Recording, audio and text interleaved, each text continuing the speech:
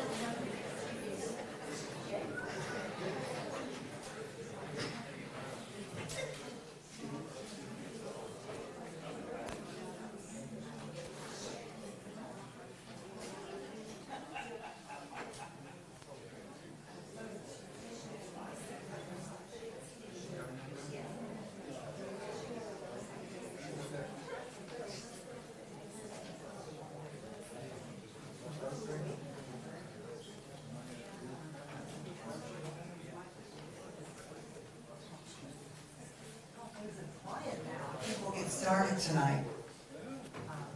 Well, good evening. Yeah, we have enough microphones. Good evening, everyone. My name is Sandy McIntosh, and I'm with Rockwood 2000. Rockwood 2000 is a nonpartisan group, and we do community benefits and community beautification and educational events as well, such as this one. I want to give you a little bit of information about the format. It's questions that everybody might have presented, and then the moderator asks all the questions, and each candidate gets equal time to answer. You know, and each one gets the same amount of time, so that's a good thing. And after our formal Q&A, we're going to have a 30-minute casual meet and greet. And that's nice because you can chat one-on-one. Hopefully that'll happen if we don't run out of time. I want to also take a moment to thank the candidates tonight for being here and also for their willingness to step up and serve. With that, I think it's time to introduce our moderator. It's Mr. Larry Brackett to get us started. And he's there. I hate to have my back to y'all. I'm trying to figure out the best way to do this. But I'm going off script. Larry, you need to turn it around and pan. This way. This.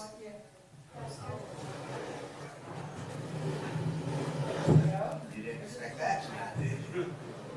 Okay, we're going off script, so I think we should pray in the pledge. If everybody's okay with that. I ain't been in a meeting, we ain't got the pledge, so right here's the flag. I pledge allegiance to the flag of the United States of America and to the republic for which it stands, one nation, under God, indivisible, with liberty and justice for all. Thank you. Okay, the first two are county executives, if Mr. Mullins and Mr. Kressel will come on up. Let me tell you a few rules. I know you know them already. You get 2 minutes to introduce yourself when I say, and then every time I ask you a question, she's going to tell me when the 2 minutes is up. I'm sure everybody can see her big, nice, kind stick. So when she raises that stick, you'll see it, but it's kind of my job to make sure you see it without being rude. So we will start with Mr. Mullins. You have 2 minutes to introduce yourself. Thank you very much, and thank you for Rockwood 2000 putting on this event. This has been a very long campaign, and this is like the last one we're going to have to go to, and we want to try to get our information out because early voting starts tomorrow, as you know, through the 30th and through the ends of May 5th, it'll be the general election or for the primary. I'm a candidate in this race because I have visions that where I want to see Roane County work toward going. A lot of the visions that are about a lot of the talk that we've had about the nuclear renaissance and stuff coming to Roane County, I think that's wonderful. Anytime that we can bring new jobs into place and help support our tax base, I'm for that. One of the other visions that I have, and I do from the people who support me and the people who have encouraged me to speak about this, is that we want to do that growth, but we also want to maintain our way of living here in Roane County. Well, most of us, I'm in my 60s, and some of you are older, and some of you are younger. But we remember our Roane County the way that we grew up in, and we want to keep that type of lifestyle and our country style living. And the people that I represent, and the people who ask me to run, and the people who encourage me, that's their vision, and that's what they want to safeguard. They want to make sure that we have the lifestyle and the freedoms and the liberties that we've enjoyed since Roane County was developed as a county. So with that, I would say thank you for being here, and I would appreciate your consideration during early voting and election day to be your next Roane County executive. And thank you all very much. Thank you. Mr. Cresswell. Thank you, Mr. Brackett, and thank you all for being here tonight. 3.5 years ago, you elected me really to do three main things. You elected me to grow the economy, to control spending, and to lead with transparency, and I'm proud to say that we've delivered on all three fronts. On growth, Roane County hasn't just grown, we've made a history. We've recruited over 3,000 new good-paying jobs. We've secured $8.5 billion in capital investment, private capital investment. We've created the opportunity to create career opportunities for our kids and grandkids to stay right at home and have a six-figure career. And I'm hoping we get to talk more about that tonight. On spending, I want you to check receipts, go look at our budget books, go look at our audit reports that are on our website for the last 15 years. And what you'll see is that we not only controlled spending, but we've built surplus. The general fund last year, we had a $4.3 million surplus. It's helped us prevent a tax increase this year. We just approved 54 different budgets Friday as we work through our budget work, and I'm proud to report there'll be no tax increase this coming year either. And then on transparency, our response to that has been building a new website where every dollar spent, every video, every meeting in the county commission, tons of other information is available at your fingertips. We've worked to be as accessible and transparent as possible. We want to continue that momentum. I'm super excited to get to answer your questions tonight because there's a lot to talk about. And Mr. Brackett, I'll turn it over to you as we get started. Thank you. Now, you got 2 minutes. I know these questions, you could talk for hours. So I'm going to try and ask the question and get out of your way because y'all can't see them. So I'm going to ask this first question. We'll let Mr. Cresswell start first since you introduced first. Sure. It says, what are the most important pressing issues facing our county today? Well, you're going to hear it a lot. You've heard it all. And if you've seen any other forums, is growth. And how do we manage growth? How do we shape growth? How do we sustain growth in a way that is we've worked for the last 3+ years through long-range planning, through planning commission, working with multiple committees, county commission, of course, is how do we shape growth in a way that does a couple different things. We have tremendous workforce needs that we're going to have to accommodate because companies have located right here. This is where they need to be for a good reason. They're going to continue to come here. We got to accommodate those workforce needs. But we don't want to change the quality of life that made this home for us. So how do we shape growth? We want to do that really through planning and zoning. And we have prepared our team. We have a new 5-person planning department. We have a brand new planner that started 2 weeks ago. We're beginning the process of future land use planning, updating our zoning regulations. That will involve your input. That's not a process. We just go to county commission and say, hey, here's a map. We want you to approve it. No, it's going to be working with you and our entire public to see what makes sense and what doesn't make sense and build that into a plan where we shape the growth of Roane County in a way that maintains our small town feel but accommodates our workforce needs. That's a needle that's going to be difficult to thread That's exactly why I'm running to capitalize on the growth that we have created over the last term and help see that through over the next term. Thank you. Sure. Same question. You need me to read it? Yes, please. Get over here. Says, what are the most important pressing issues facing our county? Okay, once again, I've said this at almost every forum that I've been at. I agree with Mr. Cresswell on a lot of issues, and some of the issues we don't agree with. The growth that is coming that is proposed to come. The issue that I have with that is that it's not really been publicized as what we are actually in for and what's coming. There's been talks of in lieu of taxes. There's been talk of tax abatements that would allow these billion-dollar companies to come here and set up shop and compete with business, but they will not be paying taxes. So that tax burden would probably fall on for infrastructure and emergency services needs on the people, and I don't think that we need to do that. The other thing is that as far as planning for housing and the growth that's going to be coming, I know there's growth that will be coming, and I know that we're going to need housing and other things. Some of the big issues that I'm faced with or I'm talked to about is that the type of growth that we're having. People like organic growth. They like smaller developments. We do not need to end up in a situation where we're like Lenoir City. Lenoir City has placed a moratorium on high-density housing. And they did that because they say we do not have the infrastructure. Well, in comparison, you will see that Loudoun County is about 25 or 30 years ahead in infrastructure than we are. The state of Tennessee has put out a report that there's over $600 million. We're in the hole $600 million as it relates to our infrastructure. We have to address that. That money has to come from somewhere. People are, am I through? Thank you. I'm counting on you to see that, so I don't have to interrupt you. That's okay, I appreciate it. Thank you. All right, now I'm gonna get to these questions. There's several of them. You get to go first on this one? Yes, sir. Okay, if I mess up the alternation, I expect you'll tell me. Describe the ideal atmosphere of the county executive's office from 8:30 to 4:30.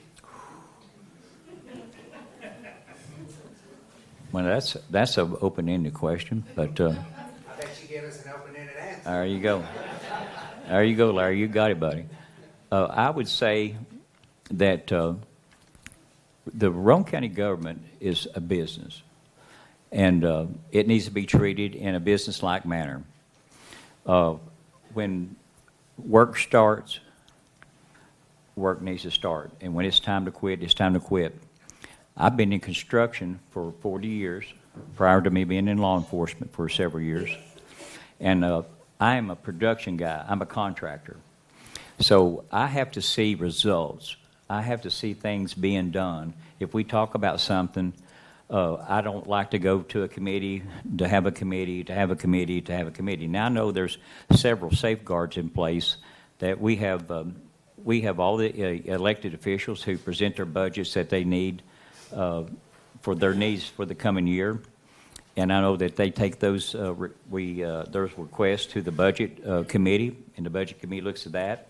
And then we've got a fine county commission that is very intelligent, and they look at those things and they build the budget, and we have to work off that. And it's the county executive's job to kind of see that things are followed through in the way that all the elected officials and the county and the budget directors and the budget committees agree that's the right thing to do. So, like I said, I'm a production guy. I have to see production going on.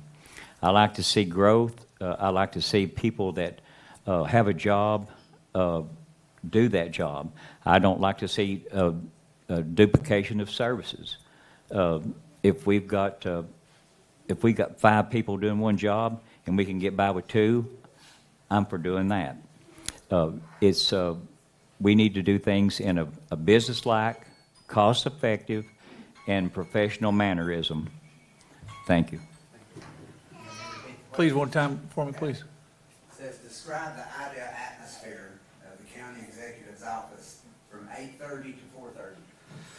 Well, 8:30 to 4:30 is pretty confined because a day never stops. The job is 365, 24/7. It never, ever stops. I'm in the office most days, even weekends. But if we're going to talk about 8:30 to 4:30, first of all, as my team may have put this question in here for me to brag on them, but the ideal atmosphere involves all of our team members there collectively working together.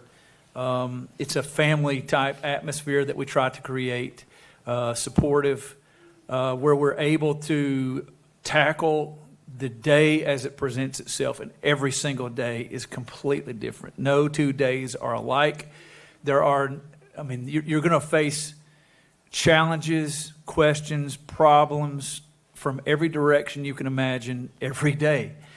And you got to have a team that is capable, professional, compassionate, and caring for one another to be able to solve problems in a timely way in the face of people who are lots of times frustrated with the way government works. And that's the daily challenge. And so to have a team that can pull together, you see it on the back of my shirts, pulling together so we can push forward. We live that. It's not just a campaign slogan. It is a theme. It's an approach to our lives as servants for you all. And that's what we get up and try to do every day. Then at 4:30, maybe that might be when the whistle blows and people get to go home. But the day doesn't stop then. It never stops. The work never stops because the needs never stop. So we're committed to making sure that we're serving you as well as we possibly can in a compassionate way that moves the county forward for you. Thank you. Sure. We're going to make these a lot tougher. That's too easy. Okay, here's the next question. You're first. Would you support a school building program for our county? That is a short question. Let me say this, and Mr. Brackett, it's ironic that you're asking me this because we've been working together on this. So 3 years ago, actually a little bit over 3 years ago, the Long Range Planning Committee for County Commission came together and we committed to doing long-range planning. Literally, I had a commissioner come to me on day one and he said, what do you want to be known for in this job? I said, it's not a real sexy answer. I said, but if I can change Roane County's vision from being right here in front of our nose to looking down the road to solve problems, that'll do more for us than anything else I can do. And so in December of 22, we drafted a letter to the Roane County School Board that asked them to join us in long-range planning. So the County Commission went through that, through the Long-Range Planning Committee, came up with a strategic plan. It's on our website now. And we've continued to work with school board. And then I think in January, they hired a firm called MGT. They went through a process and determined who the best firm would be and hired them to do exactly that, long-range capital improvement planning. And the point of that is to do a facilities condition assessment of all of our schools, look at our future workforce needs, look at our current educational dynamics and how things are changing, where it's moving to. And we'll come back with a recommendation to the school board in the fall. I expect that the school board will vote on something in that time frame, fall, winter, and it will bring something to county commission shortly thereafter. My role in all that has been in finding the funds to help us build whatever it is we're going to build. Timer, yeah, would you tap? Yeah, there are 12 seconds. To help us build without a tax increase when it comes time when the school board brings something to county commission. That's been my focus. That'll continue to be my focus. Thank you. You may repeat the question. No, I've kind of got this one, Larry. Thank you. Okay. Roane County has a very capable director of schools, Mr. Russell Jenkins. He and his team, this is on their mind daily, of what they can do to make our school system better. And the bottom line is, our children in this county are our future. And if we don't prepare for them for life, then we're hurting them. So what Mr. Cresswell has said about the studies that are going on are true. I think that they have allocated some funding to have this study done.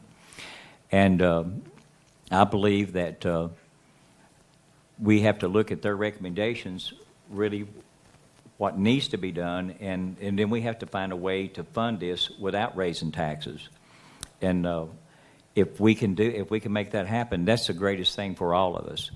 But the county executive role in the school systems is basically to help with funding, help with budgets, and do whatever. The school system and the school board, they make these recommendations on what they need and what they would like to see happen. And these are very well-educated people who understand their needs and what's best for the children. And as county executive, I would more than be happy to listen to anything they got, and I would wholeheartedly support any decision that they made that was in the best interest of Roane County and their school system.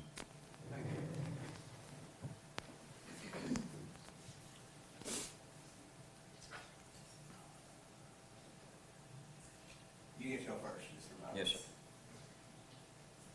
What plans do you have for community engagement and transparency? Well, first of all, we have looked at, and it's a very good question, we have looked at, we have commissioners that represent every district. And people have the right and the obligation, if they have a question about anything that's going on in their county government, that's why they elect these representatives in their district to help them out.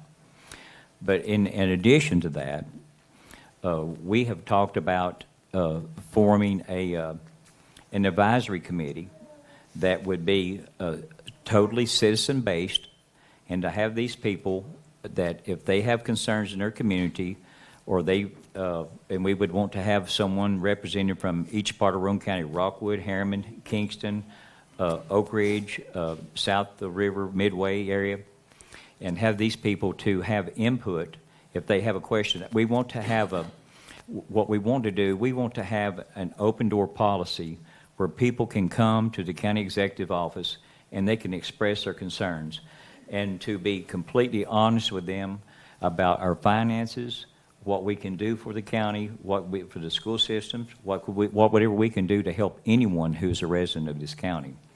So the short answer is that as far as transparency goes, have records available if someone wants to know what's going on or to keep them updated.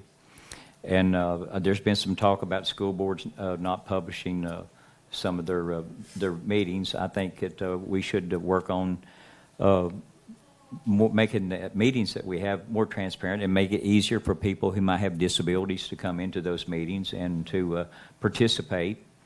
And so transparency is a big deal, and I think that we may have some shortfalls in that area, and I would like to work to see that would be cleared up. Thank you. I've got it. And thank you. Transparency is really all about communication. I had an opportunity to work when I worked at Oak Ridge National Lab for 3 years in the communications division about what it takes to be intentional about communication, how challenging it always is for every organization on the planet. Communication is one of the top challenges for any business. And so when I came in, we knew day one that being as intentional as we could about communication was one of our primary goals. And again, get back to it from my opening statement, I talked about building a new website that makes sure that we put as much information, making it as user-friendly and accessible as we possibly could. That continues. That will always evolve to continue to try to find ways that make it easy for you to find what you're looking for. It's one of the most frustrating things that the public expresses to us that we are constantly trying to evolve is I'm trying to find this and it's difficult. People don't engage with the government usually because they want to. They engage usually because they have to in some way. And we want to make that as easy as possible. And so it's a constant challenge to try to do that.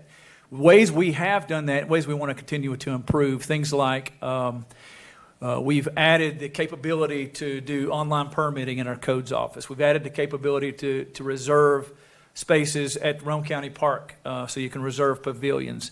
I know that you may not classify it as transparency, but it is ways of making government more accessible and user-friendly to you.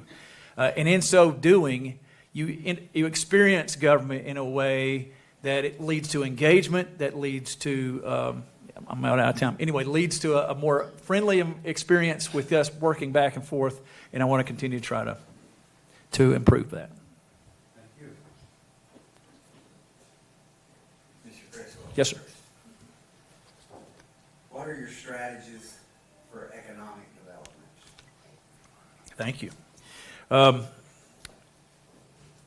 I spent 5 years as president of the Rhone Alliance. Economic development got in my blood, and when I came into this job, it was the number one thing I wanted to work on. It was the number one thing I felt like at the time we were challenged with, is we had been stuck in a stagnant economy for decades. And if we were ever going to be able to accomplish the things that have held us back for those decades, like build schools or expand services and programs and things that people wanted government to provide in their lives, it was going to require us to grow our economy. And we have done that in historic ways. There's not a county in the United States that wouldn't trade places with the numbers that we have produced in the last 3.5 years. Again, I'll say it one more time, over 3,000 new good-paying jobs and $8.5 billion of capital investment. Those aren't made-up numbers. Those are all numbers announced by Governor Bill Lee, who came to Rome County, or Commissioner Stuart McWhorter, who came to announce those. So my strategies for economic development are first and foremost to make sure that those companies that have announced are taken care of, that their needs are met, and they're firmly planted here. Because those are all OEMs, original equipment manufacturers, that lead to Tier 2 and Tier 3 supply chain companies. That leads to other growth. That's not just a Rome County growth issue, or Rome and even Anderson County. That is a regional strategy that it will require to support the OEMs that we have recruited here. That means we're going to have to work with our regional partners, regional stakeholders across the Oak Ridge Reservation, with the governor's office, even with our congressional delegation, to ensure success right here continues. We have a tremendous opportunity right here, and if we had a change in leadership, we would risk losing that momentum. Please read it one more time, Larry. What are your strategies for economic development? Okay. So there's all this talk about this nuclear renaissance. And if there has deals been made to get these companies to come here, I will honor those agreements. And it's not only this nuclear renaissance and the jobs that they claim here. I don't know what those jobs are, but I would love to see that. But we also have to keep in mind that we have industrial parks that are empty. And not only do we need to go after these nuclear positions that are supposed to be headed our way, we also need to find ways to recruit other businesses to ensure that there are already existing business parks or industrial parks can get tenants that will come here and build and even create more job opportunities for the people in the county. So I would work hard with the Industrial Development Board, the Rhone Alliance, or anyone who has any ideals that would help benefit the county as far as growth, as far as bringing in new jobs, and to secure jobs that would be high-paying to where we would not have to have any kind of tax increase. I am 100% pro non-raising taxes. It would be a do-or-die situation before I would even consider that. So our economic development just doesn't stop at what's coming to Oak Ridge. I know it's a big talk, it's a big topic, but we have other business. We have empty businesses in Rockwood, in Harriman, in Kingston. Buildings are empty. We have industrial parks that are not full. We need to not just forget about those. We need to bring those people back into the community. Thank you. Mr. Mullins will be first. How will you address the local housing issues? Local housing issues. So I am pro-growth. If I said that I wasn't, I would be a hypocrite. I build subdivisions for a living, and I build infrastructure. And so I am for growth. But growth had to be managed and maintained where, like I was saying earlier, Loudoun County has grown so much in the last 20 years that they have outgrown themselves, and they've stopped building. The main complaint or suggestion that I get from people throughout the county that I've spoken with is that they're more concerned about the high-density housing in the rural areas. And the existing infrastructure that we have will not support that. Now, as county executive, I can present 40 years of experience of building infrastructures. Was a certified TDOT contractor where I built state highways and county highways and even local roads. So my experience in doing that, and we're going to need a lot of infrastructure development in this county. If it continues to grow, we have to do that. And we have to do that in a way that is does not infringe on anyone's property rights or their liberties. It's been maybe a year ago that Rome County was adding a road for a business that was recruited by the county, I'm assuming, to the industrial park out in East Rome County. I noticed that there was an issue where that they could bid this job in a certain way that would help save the county thousands of dollars. I went to Mr. Cresswell and told him that, and he used my advice, and it ended up saving the county thousands of dollars. That's what I bring to the county. Thank you. I'm going to assume there's a little bit different take to that question, and that it's probably about pricing. So I'm going to tackle the question from that angle. That in the last 6 years, we've seen almost an exponential increase in home prices, and it's not a Rome County exclusive Rome County issue. That's of course an issue, particularly in the southern United States, certainly in this state, and it is really a result of simple economics. It's supply and demand. We've seen significant net inward migration in Rome County, and that has led to a decrease, well, not a decrease in our inventory, but available inventory is almost zero. There are very few homes available, and when supply is low and demand is high, prices go up. And that's the situation that we face. There's really only a couple of solutions to that. You can decrease demand, and decreased demand comes with a lot of other challenges to it, like decreased revenue. And if we're in an era of inflation and everything costs more, just like it does in our own personal lives, it's the same thing for government. Things cost more.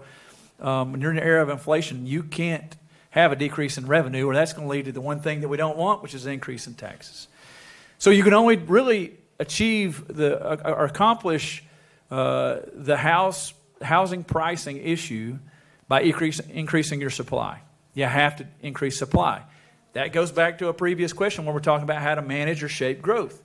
So we can do that through planning and zoning by encouraging or promoting growth where it makes sense, where we're not going to push back on as a people, where there's already highways, already infrastructure, already traffic patterns in place to do so, and then discourage growth where it doesn't make sense, where in highly agricultural or historic areas, we can help shape growth through zoning to do those kind of things, and in so doing, hopefully increase our supply housing and stabilize the housing market. Thank you. Mr. Cresswell will be first.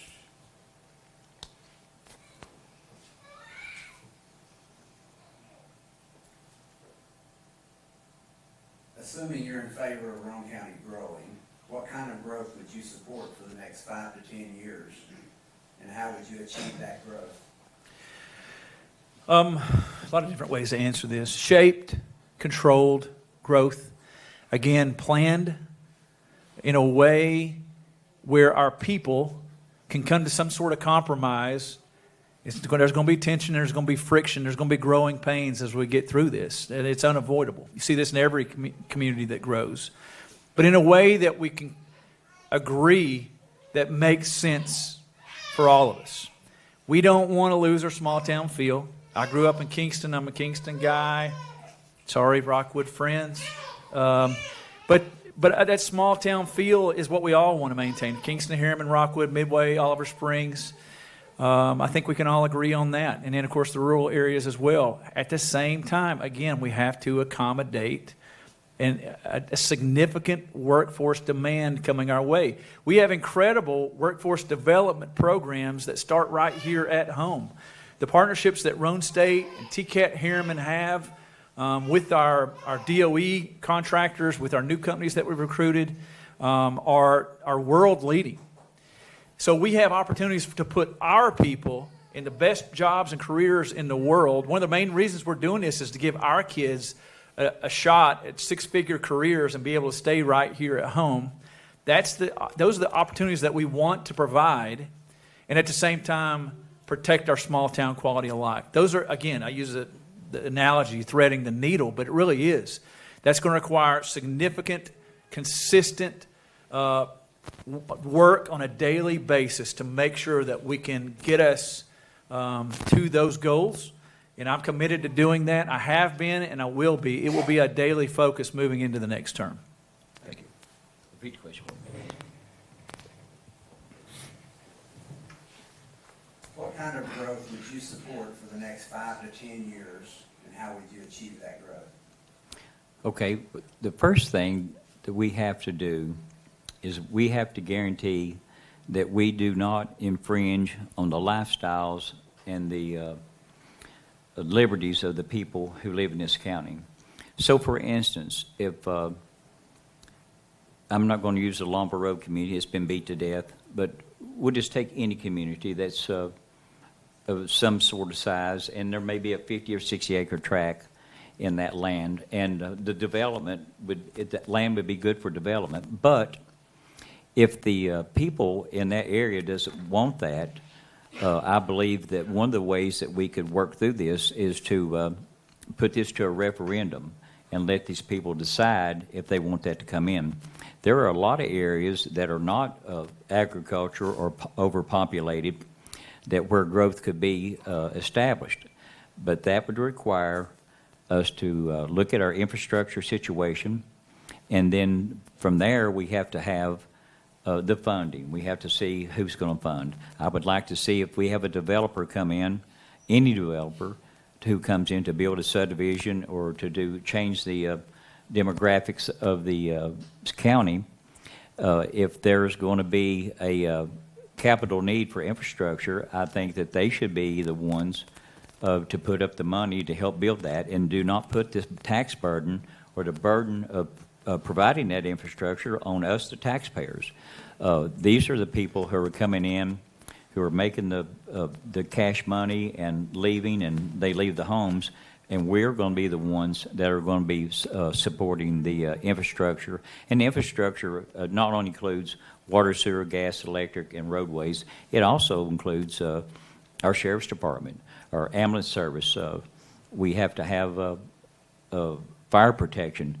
Right now, one of the greatest detriments to our county is that our fire departments are not funded well. Thank you.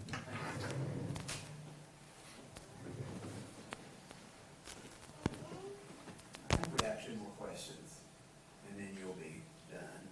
And they're individual questions. I'll give you yours first. They were asked individually, so I will ask them individually. What experience do you have that best qualifies you for this office? Okay, like I said, I was a police officer for 16 years in this county.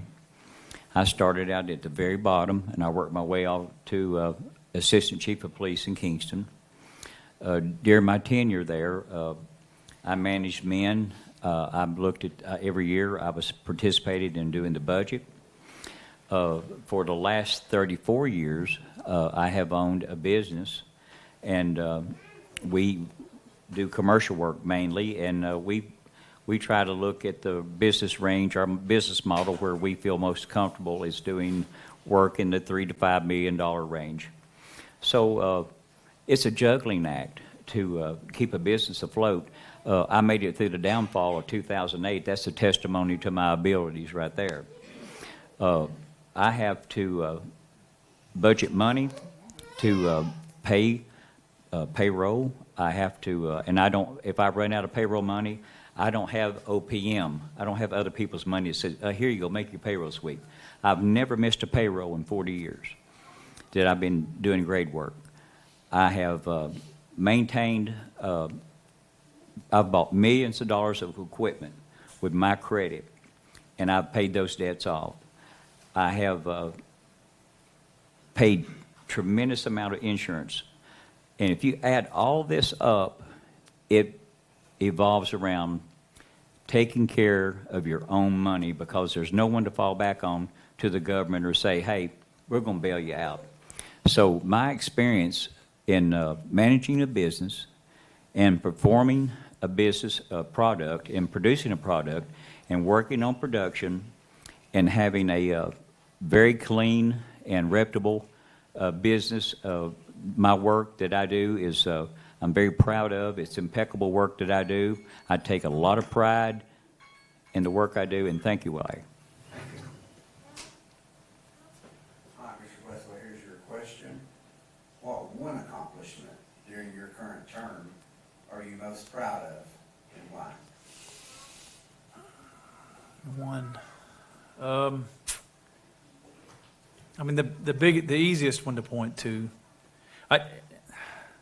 I'll go ahead and point to the easiest one in the most public, probably, but there are a lot of private ones that really wouldn't make a lot of sense to the audience because they're about building culture and team and what we've been able to do in ways. But so again, get back to the point of the question. What we've done in economic development and the role I've played in a central role in a couple of those key projects is honestly something that is the envy across the state of Tennessee. You'll hear some of our commissioners talking when you talked to them a few minutes ago. Is Roane County is on the map in the state of Tennessee when it comes to economic development. That was extremely intentional. That wasn't accidental. That took a lot of work. It took a lot of working to unify across multiple geographic and political boundaries that put us in a position to win projects that we never would have won otherwise. And because we've won these projects, we have the opportunity to do something in this county that we haven't been able to do in our lifetimes. We have the opportunity to invest in schools and in infrastructure as we have to accommodate growth. We have the opportunity to invest in law enforcement and first responder services. We have the opportunity to invest in programs that make a difference in the quality of life for our people that we otherwise would not have the opportunity to do if we hadn't grown our economic base. So I will say that is my proudest accomplishment. Thank you. This is the last question.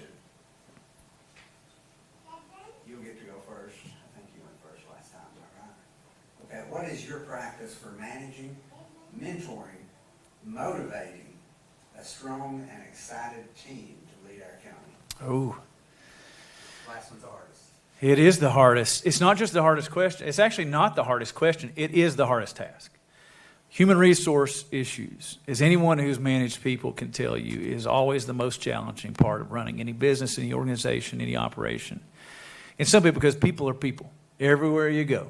It doesn't matter what part of the world. It doesn't matter what industry sector it is. People are people. And we all deal with the same stuff. We all bring our personal lives into our daily performance. And when you are leading an organization and you're setting a vision and a direction and expectations and standards and building a culture that you are are setting that as an example. And doing that in a formal way. When people don't meet those standards, then it's a difficult challenge to correct course for those employees, or if they are exceeding those standards, to make sure that you're adequately thanking them and recognizing them in such a way that they feel valued. That is a constant, never-ending challenge to any leadership position. So, I lost the point of the question again, Mr. Brackett. What was the point of the question? We're talking about human resources, but managing people, motivating. On HR, okay? Yeah. And we'll get through. Practice and managing, mentoring, motivating. Practice and managing. A strong team. So it's in a relationship business. You have to invest in relationships. That's time. That's spending time with your people. It's understanding where they're coming from. It's understanding what they're dealing with. It's helping them overcome their challenges that help either make them successful or are holding them back. It really is investing time in people, and that's a difficult challenge when you've got a lot of tasks you've got to accomplish as well. But it is probably it's one of the most important things that we work on. Thank you. Yeah, sure. Give me a repeat Yeah, question, please. Stephen. What are your practices for managing, mentoring, and motivating a strong team excited to lead our county? Like I said earlier, the Rome County government is a business. It needs to be run like a business. In my business experience, I lead by example.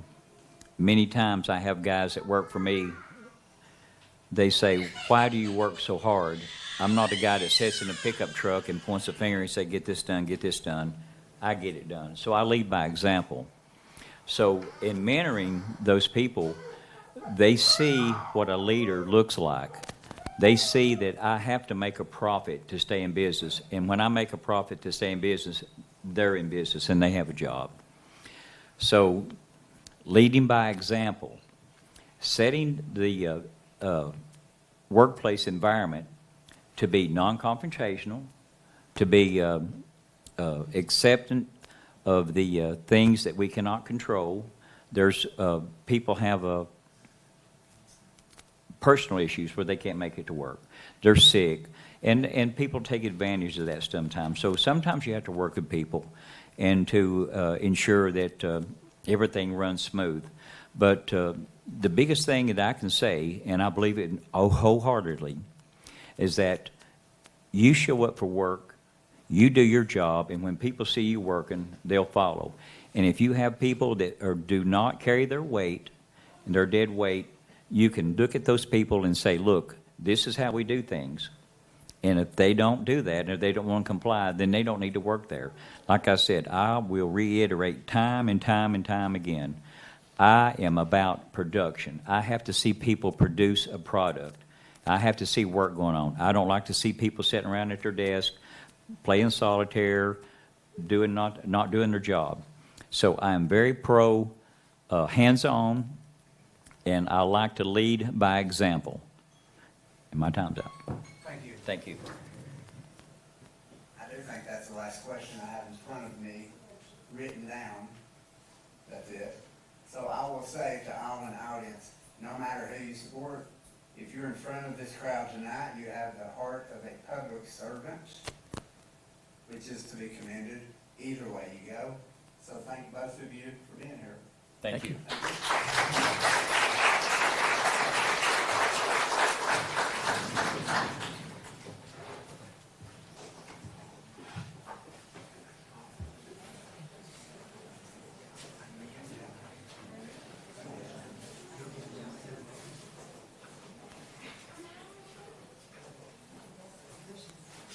Next will be county commission candidates. If you want to make your way this way.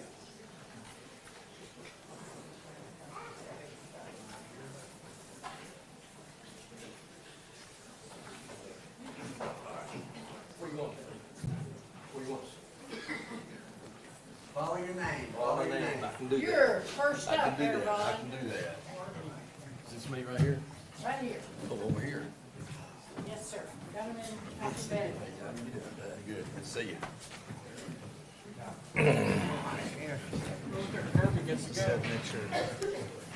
Let's do it.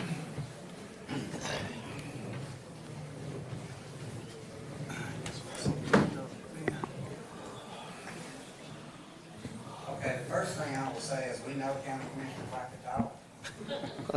And we'll have to hold to the 2 minutes pretty strong. There is 5 of us. I have some questions. And we will get 2 minutes to introduce yourselves. And I will start with Mr. Taylor.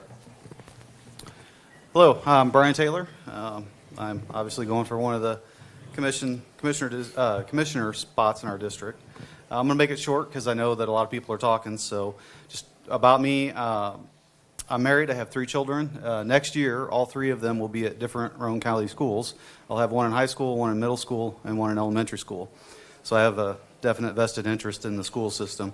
I've been a police officer for 25 years. Currently, I work for Roane State Community College Police Department. I was a certified EMT for several years, and I volunteered at a local ambulance service. I have served on a fire protection district board for 2 years. It was an appointed position that I was asked to do, so I have a little bit of experience dealing with that. Otherwise, I mean, I'm a small government, low tax, personal freedom kind of guy. I know Roane County is going to have some stuff coming up, a lot of growth, a lot of infrastructure issues. Obviously, the school system's a big one as well, but I'm sure we'll get into that with the questions, so I appreciate it. Thank you.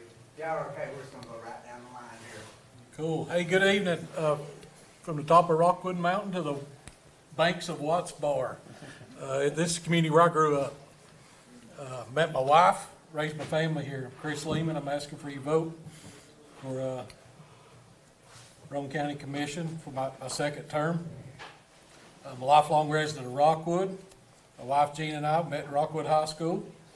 Carried her mama's groceries out at CB Grocery Store working for Randy's daddy down there a long time ago.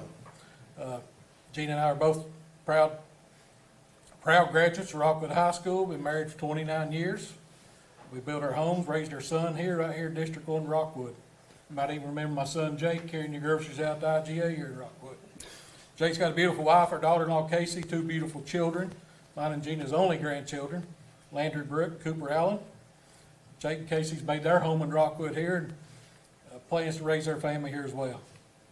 I wouldn't be the person I am today without my parents, Carl and Joanne Lehman. They raised me with a deep respect for hard work, do what you say you're going to do, serve others. It took me a while to see that later in my life. I saw that dedication in my dad. He only had one job. Started Harriman Motor Company, which later became Jerry Duncan Ford. He retired after 44 years. My mom raised my 2 brothers, myself, as a school cafeteria worker. And we got out of school, she quit, went to work for her brother's restaurant here in town, Juniors. When community calls, we're called to serve. I serve my church. I plan to continue to serve my community, whether it's a need of a neighbor needing help. I try to be the guy to put my boots on and tend to lend a listening ear to the community. I've got over 36 years in the nuclear industry, managing Department of Energy projects over 3 time zones. 100 professional union craft employees. I assure you, I fully understand work just ain't about a 9-to-5 job or work ends when the doors are locked at the end of the shift. I serve the people that I work for. I've served the people that I work with, and I get to do life with them. I want to continue to serve our community any way I can. Appreciate your voting. Hi, I'm Randy Kirby. Been married 53 years, got 1 child, 4 grandkids, 1 great-grandchild. It's been an honor to sit on this commission. I can't take credit for all of it. It's the working commission, and I continue to work with them. I retired to City of Rockwood Fire Department as first responder. I'm not here to promise you a rainbow. I can't do that. But I promise I'll go to bat for every individual that's in my district. And if you ever need anything, I'll be there. And I'm asking for your help. Thank you. Hello, everyone. Thank you for letting me be here tonight. My name's Tony Cofer. I'm worked at Roane Medical Center for 43 years in the materials and purchasing department there. I've raised 2 kids here in Rockwood, lived in Rockwood for 40-something years now. I thought coaching ball was rough, but this politics is rougher. You got to have some tough skin to do this. But I've enjoyed it, made some good friends here, I hope. And once again, my name's Tony Kofer. I appreciate your vote and support. Thank you. Did I get the unused time from all of them? No. 1 minute. Ron Berry, and I've been fortunate enough to serve as a commissioner here for about 14 years, on and off. I came to Rockwood in 1970, fresh out of the United States Marine Corps, where I'm proud to still be a Marine. I still try to do my push-ups every morning and try to stay in shape. This community has been really good for me. I had with Burlington, I got transferred. I had an office in New York. First opportunity I had to come back to Rockwood, I chose it and came back here because this is where I wanted to raise a family. My son was 2 years old when we moved back. This is a great place to live, folks. I don't have to tell you that. It's the most wonderful spot. If you look at growth, I can take you back to serving on the Water and Gas and Sewer Board, and Crystal Cove folks came up and they wanted to build Blue Green, wanted to build a facility there. That was our first really look at the outside world in terms of Rockwood. A few years later, we had Grand Vista Bay. If we were worried about growth and all of that stuff, we wouldn't have Grand Vista Bay. We wouldn't have these folks. I'm here to tell you tonight on behalf of the folks of Rockwood, I don't think I'm wrong. Bring it on. We'll take your growth. We've got plenty of growth there here. Sitting on the utilities, I'm proud of our utilities in this county. If you'd have said 10 years ago that infrastructure was a real problem, you would have been right. We've got more 6-inch water lines going out into the county now. We've got gas lines going everywhere. We've got sewer lines going, and if you bring sewer lines in, growth follows sewer lines. It's been said that our county was a small business. Folks, it's a big business. It's a $161 million business. That's big time to me. Now, that some may call it small, but that's a big business. I'm happy to have served. I'm happy to be a part of this administration that we have now. Our folks from our accounting department, we get good information for our budget. We're working on our budget now. Our county leaders have all been great. Thank you. Thank you. We'll start with Mr. Berry, since he's fired up. You ain't seen nothing yet. Okay. What one part of county government would receive more attention if you are elected? Well, I think you got to go back to infrastructure. That's where we've got to continue branching out. If you'd have said 20 years ago that Southwest Point Golf Course was going to turn into a huge development, people would have said it can't happen. That's the kind of things that are happening. The sewer line running down Highway 58, those small farms are going to get sold off. People can be just like it was at Grand Vista Bay. They can't turn down what developers are willing to pay. We're in a situation now where developers pay for infrastructure. So when we come to their property line with water lines, gas lines, sewer lines, they're taking it on inside and they're buying that material. They're buying the labor and stuff to do that. So we've got lots of opportunities to grow. We can do it well, but we also are going to have to ask people that, hey, if this is your land and you want to sell, your neighbors. We're not going to find every place that we can do this. We're going to find particular places that we can go. We've got a long planning commission that are looking at that right now. Mayor Kreffel put that in about 3 years ago. That's working out well. But infrastructure is probably the one place. Economic development.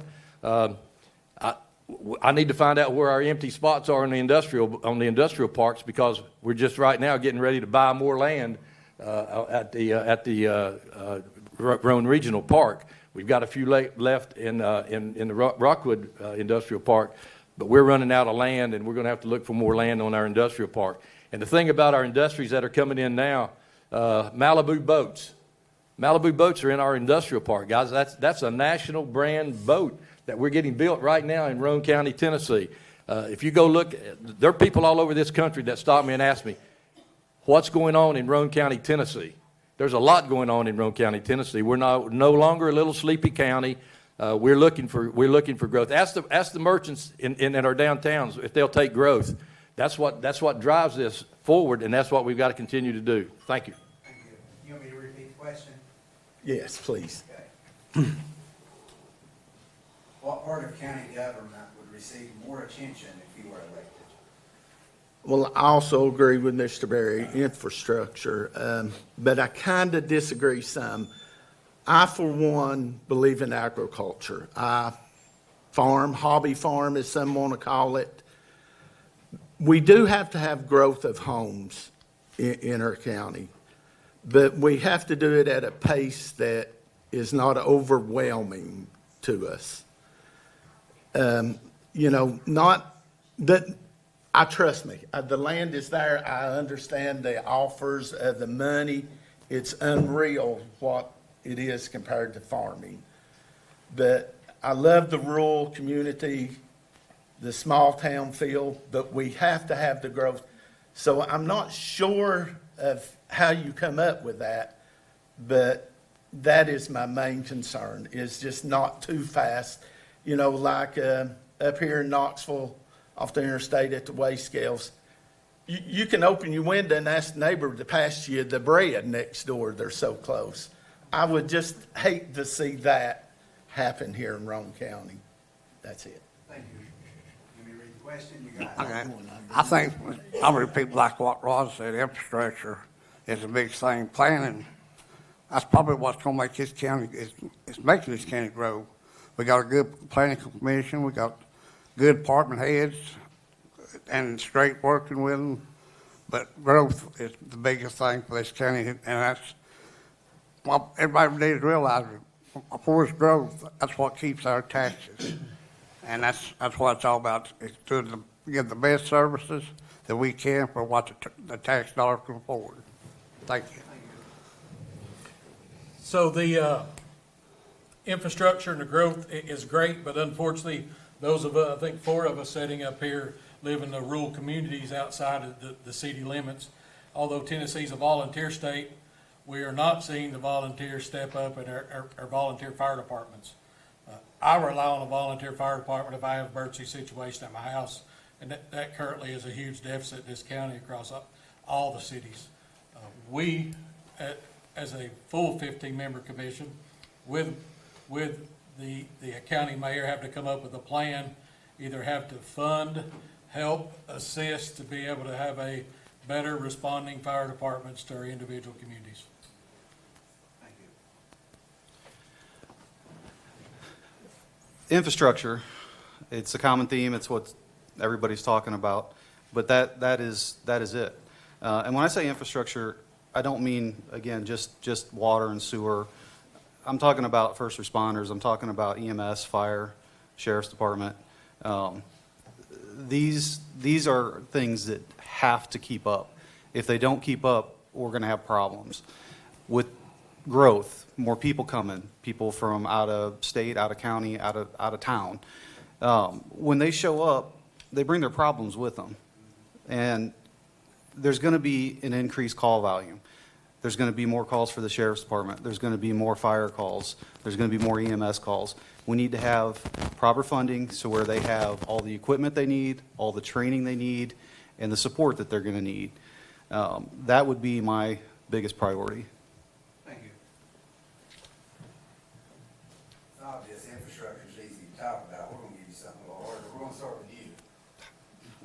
Do you plan to promote any changes to existing taxes? And if so, why would you do that? Oh, that's an easy one. No new taxes. Read my lips, if you remember that. Like I said earlier, I'm a low tax, small government, personal freedom guy. I believe the government exists to provide core services, the safety, health, and well-being of the citizens. They don't need to be getting involved in things that they were never intended to be involved in. Therefore, you don't need extra money because you're not spending it on things that you're not supposed to be spending it on. It sounds like, from everything I've been told and everything that I've seen, we're in a really good spot, and it's going to potentially get a lot better. I don't see any reason whatsoever for any taxes to be going up anytime soon. So everybody in this room, even us 5 up here, we're the same. We're taxpayers. Nobody wants their taxes to go up, and they should not have to go up. These businesses coming into Oak Ridge We will eventually start seeing the tax revenue from these companies. Will we see it immediately? Absolutely not. We will reap the rewards in the future for it. How do we manage and budget that now is the thing we have to get over the next 5 years. But no new taxes. Thank you. I'm like the rest of them, no new taxes. And that's one thing I can say about this full commission. There've not been no tax increase the 4 years I've been on there, and I hope it stays that way. Thank you. Absolutely not. Pay enough now. But to keep taxes low, and that goes back to infrastructure with homes here, but at a pace that we can keep up with as a county. Thank you. Thank you. Not only no new taxes, let's lower the taxes. Let's lower what we've got right now, and that's what we're after doing. As a member of the Budget Committee, we're starting next year to start getting some income from the companies that we're talking about. And yes, did the state help in structuring how these companies are getting here? They did.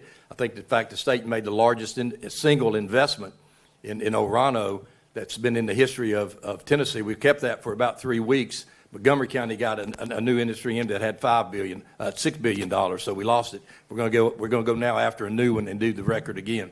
But we'll have more revenue coming in. That revenue also goes to the fire departments. We've got a that's a real task. That probably is the biggest task that faces us right now, is our fire protection. Also, as we move forward, we're going to put that money aside. I passed a resolution 2 years ago that said even our interest money is going aside. We're going to put it in capital. We're not going to operate off of it, because when you do that and that money runs out, then you're in real trouble. We did that back in the 70s, and it came back to bite us. So we're already doing that. We've got about $5 million in an account now. The schools have done the same thing, and together, we're getting ready for down the road, which we weren't ready for the last time the issue came up, and there was a 38-cent tax increase. This time there'll be no tax increase, and we'll fund those things that we've got, like jail. We're very lucky right now in this county to have the sheriff's department give us back about 8% of their budget that they don't spend. That's money that gets kicked over to next year. We're very lucky for a lot of our departments that do that kind of stuff. So we're very lucky in the county having that to do, and we're moving into a position that we're going to be really, really fortunate in Roane County. It's going to continue to be not only the best place to live, but it's going to be one of the cheapest places to live. Thank you. The next question, we'll start with Mr. Berry. Would you support a school building program for our county? I move we adjourn. That's a question that I think in 1989 the Roane County News headlines was build 1 or 2. That's how long this has been going on. Again, I think we're poised to do whatever the school board wants us to do. The school board is totally charged with planning a school and deciding what type of school, where that location is going to be. And when they bring that to the county commission, then it's up to us to fund it. I think, again, just as I mentioned earlier, we're much better positioned now than we've ever been, because we've been putting money aside in capital for this day to come. And this day is coming. I mean, guys, if you look at our schools are all over 50 years old. We've got to do something, and the school board is looking at that. We're getting to a point, I think, right now in the 7th grade. If you're a 7th grader right now, you stand an opportunity when you graduate to be the first graduating class that can stay in this county and make over $100,000 a year. That's huge. There's not many counties that can say that. But we've also, not only is it the money involved, it's getting these kids ready. It's getting them ready to be nuclear technicians and all of the problems that go with that. So if we do that, and we do what we're supposed to be doing, and the schools are doing a great job with that. Our vocational training is much better than it was 3 years ago, and we're generating a lot of money over that because of the state sees the same value in vocational training. We've got a new vocational school out at Roane State with a middle college going on. We have in place the educational opportunities to go with our kids being able to stay at home and make a good living. Thank you. I gave you 11 seconds back. I'll yield my time. The question was support one school, correct? Not one school. Let me reread this. But you can answer that too. Would you support a school building program for our county? Yes. I don't know that one school is the correct way, but yes, we need some new schools in Roane County. There's a bunch of smart kids in Roane County, and schools have done great, but we need to do a little better. I've experienced this personally with my own kids that had to leave high school and go to Roane State to take extra classes because Rockwood could not offer them for a handful of students to take. So, yes, we have to come up with a way to better educate them. And once she got to college, she told me that she was behind all the others there from big schools around Tennessee on that. And it was all because we did not have the teachers and the facilities here to teach them as they should be. So, yes. Thank you. Yes, I support it. It's all about the kids, Mr. Brackett. And we got 3 nuclear plants that fixed to be built in Roane County. And they need education to work there. And yes, I will support it. It's all about the kids. Thank you. Absolutely, we'll support it. There's a lot of different ideas being passed around right now with Roane State being under State Board of Regents, and then county government, county schools. Is how could you make a feeder class of junior high or high school students going into Roane State Community College early, whether it's 1 campus high school, 2 campus high schools.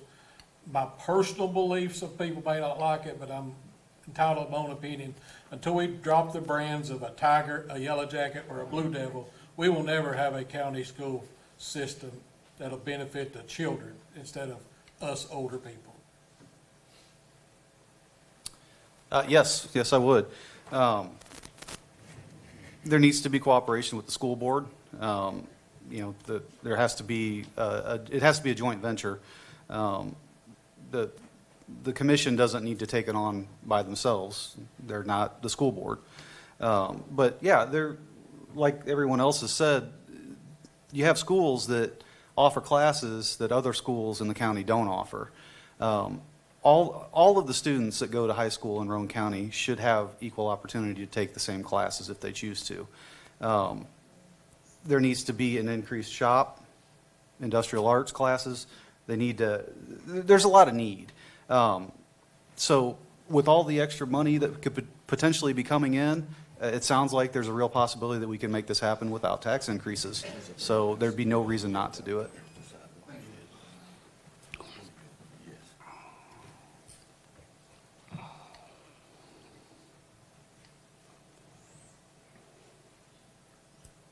Is it that hard? Long question. Excuse me? This is a long question. I'm trying to cut it down.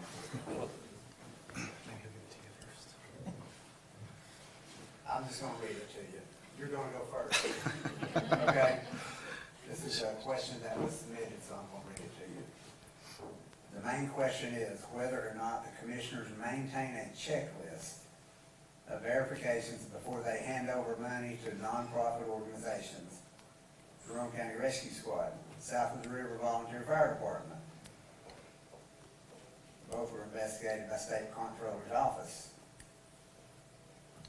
Otherwise, there is a high risk of missing money. That's the question. Well, I mean, I'm not really in a position to answer that because I'm not on the commission currently, so I don't really know. But I'm sure that there is some type of checks and balances. I'm sure there's a record, a money trail, if you will, that you can follow. You might be able to answer that better than I. Yeah. So I currently sit on nonprofit committee now, sat on it last year, and we implemented a new policy last year of how to better qualify individuals seeking nonprofit funding through the county. Yes, there was individual entities that were investigated, I think came back as no fault findings, but were investigated. But the program we put into place in the last budget cycle, we feel as a commission has remedied any issues associated with that question. Thank you. There is a committee set for this type of thing, and like I say, Mr. Lehman sits on it. And before the commission ever votes on anything, it has to go through their, whatever committees that they're asking for. And that's what's been good about this commission and the commission working together. The board comes to the commission and asks for a vote. They recommend or don't recommend it. So before I would ever give money to anybody, it's going to be passed by that board. Thank you. I'm going to agree with Mr. Taylor. I'm not on the committee, so I don't know how to answer that, but I would think that every one of them has looked into what they're voting money for and surely checking into it every once in a while to make sure it has been going to where it's allocated to. Thank you. Thank you. The commission several years ago allocated 1 penny. Now we've capped that penny at $150,000 for nonprofits. And Mr. Lehman sits on that committee again, and they did a good job. Last year we had to look at it again because we were making sure that we had the proper categories covered more than others that needed it. So we put a point system in now for categories. Depending on what field your nonprofit was working on, and to the point of the entities that had trouble, we actually took money away from one of the entities and paid their rent out of the commissions, so that we had control of that money until they got their situation straightened out. That is straightened out now. Nonprofits play a big part in our community. And we certainly want to help those. The food pantries in the past couple of years have really needed help. We've made sure that they got help. Other organizations that have come to the nonprofit, they come to a meeting and present their proposal, and then the committee meets, and then the committee brings it back to us. So we're all on top of the nonprofit as per se. And we may have to look at emptying that, because there are more and more nonprofits every year asking for money. But it's a good process now. They've tweaked it, and it's only going to get better as we go along. That is the last question I had for county commissioners. So let me reiterate every time: these are public servants. No matter who you support, this is a hard job. Politicking is probably harder than farming. He's right. So, good job, y'all. Thank you. So could you make sure?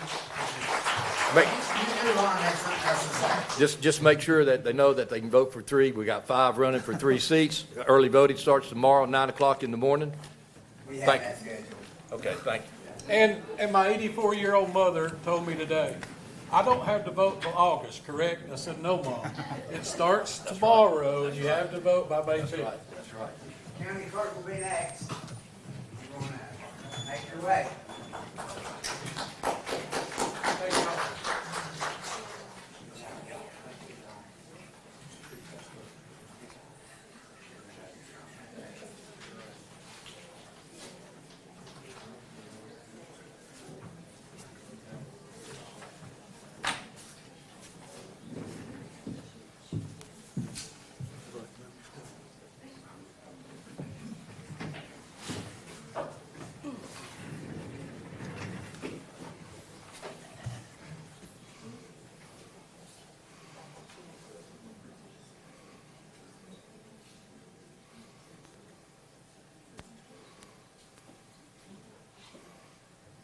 Okay, we'll have 2 minutes to introduce yourself.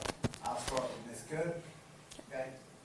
Hi, I'm Connie Cook, and I am running for the county clerk position. I decided several years ago, if Beth Johnson ever retired, that would be an office that I would run for. I have had, since 1999, I've had 9 years of government accounting also worked in the county audit with the comptroller division.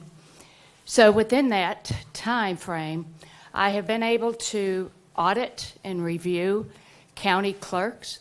I have also been a part of a couple of fraud cases that I've had to report. I say that because if you don't have that experience, that could be a case that someone that does not have experience would know to have in control your internal controls.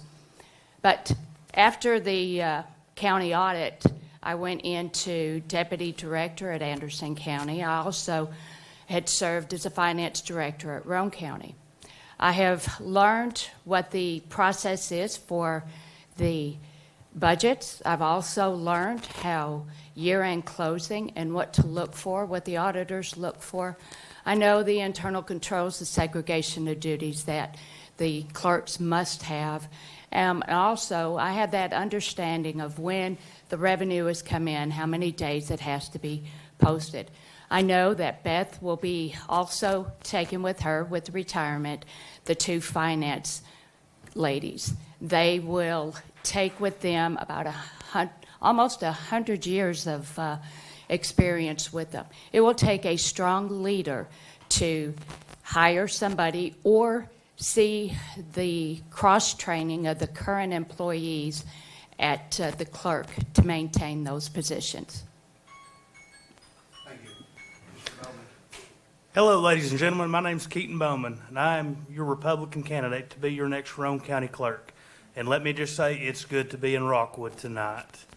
I grew up right here in Rockwood, and I am the son of Tom Bowman and my stepmother up there, Charlotte Bowman. Thank you all for being here tonight. Some of my biggest supporters here. I grew up here, like I said. I graduated, and I furthered my education once more and went to Roane State Community College, where after graduating my associate's degree, I got my bachelor's degree from East Tennessee State University in Johnson City. And for the last 11 years, after I made the decision to come home, I have managed a private business here in Rockwood. Now, you might be asking, what does that have to do with the county clerk's office? The county clerk's office is the front door to the courthouse in many respects. Most people, really everyone, will have to deal with the county clerk's office at some point or another.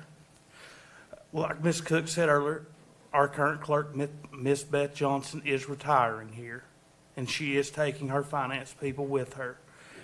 This is an opportunity, folks, to say what Mayor Cresswell said earlier. We are on the cusp of a lot of changes here in Roane County, and it's time that we have the opportunity to elect a bold leader that can not only run the county clerk's office, but can bring it to the next level. Beth and her staff have done a fine job here. I'm looking to build off that foundation and move it forward. With that being said here, until I was about 20 years old, I never went to Kingston to get my tags. I got them right here in City Hall. That's one of my goals, if I'm elected as your next county clerk, is reintroducing the satellite offices. Along with that, I believe we have to get with the times, ladies and gentlemen. They now have mobile kiosks that we can put around the county that are 24 hours a day, 7 days a week. So that way you all don't have to be waiting around to take time off work. Sorry to go over my time. Thank you. We'll take it off the next question. Okay, I normally go with my heart on this stuff. So if I have a question I think is untactful and too personal, I will not read it. So if you submit it, I'm sorry to you. You can ask them at a later time. Here's the first question. Now this is a good one. You're going to go first because she started first. Yes, sir. What is your definition of good service and how they would organize the workload? We ready?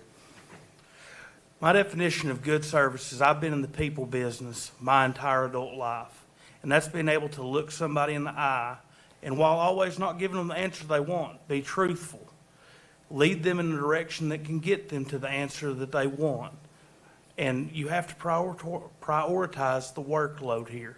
That's where having the staff, they have to have a strong leader that gives clear directions on not only what the work is, but how the work is to be done and how the workload is to be divvied up. I can tell you this, Keaton Bowman is your next county clerk. I'll be a working clerk.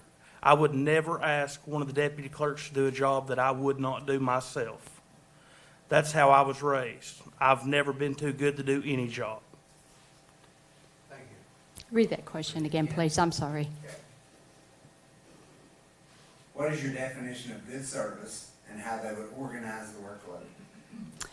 A good service is being on time for your citizens to open that office at 8 o'clock. I have seen some offices open 5 minutes late. Everybody is in a rush to get to work. A good service is surveying maybe possibly the times to start. I know Beth had some long hours on Monday. Maybe that's something we could look at so that we can extend the hours to make it more feasible to our citizens. It was a productive, right? You have to assess each and every one that is employed in the county clerk. You have to look at the strong points and you have to look at their weaknesses. There's always the cross-training. Sometimes you might be the only person that takes in the tags and somebody comes in for marriage's license. Well, if you don't have someone in the office for marriage license and you don't do that cross-training, you're going to end up causing someone to lose 5 minutes of their time or maybe even 30 minutes. So you have to always learn your staff, always cross-train no matter what it is, whether it's from taking tags or even working in the back at the finance. But first thing first is make sure your citizens come in with everything that they need and they leave with a smile on their face. Thank you. We'll start with you this time. How would you maintain the confidentiality and security of the information you work with? We always have our books are within the front office. There are some things that I would like to change, that we don't keep things out in the open when they're sitting at the desk. I'd like to make rearrangements of those confidential informations that might be sitting on the desk. But we would keep it confidential within the office. Our staff would be instructed what is confidential, what is not supposed to be shared. Thank you. Carol, or ask the question again. How would you maintain the confidentiality and security of the information you work with? Well, first off, my staff will follow all laws and procedures pertaining to that. That is your all's business in here, private business. So it needs to be safeguarded and well respected. You know, that's the same thing. I deal with finances every day with individual accounts. I make sure that only I see them, so that way they are safeguarded. My staff will always know that there's to be no talking, no loose lip about anything in particular that goes on. Now, if we want to go in and evaluate them and see what procedures work, if there needs to be a change, I'm willing to do that. But we're dealing with adults here. We all know what we can and can't do. And it's all about running a professional office and making sure that the customer is satisfied when they leave. Thank you.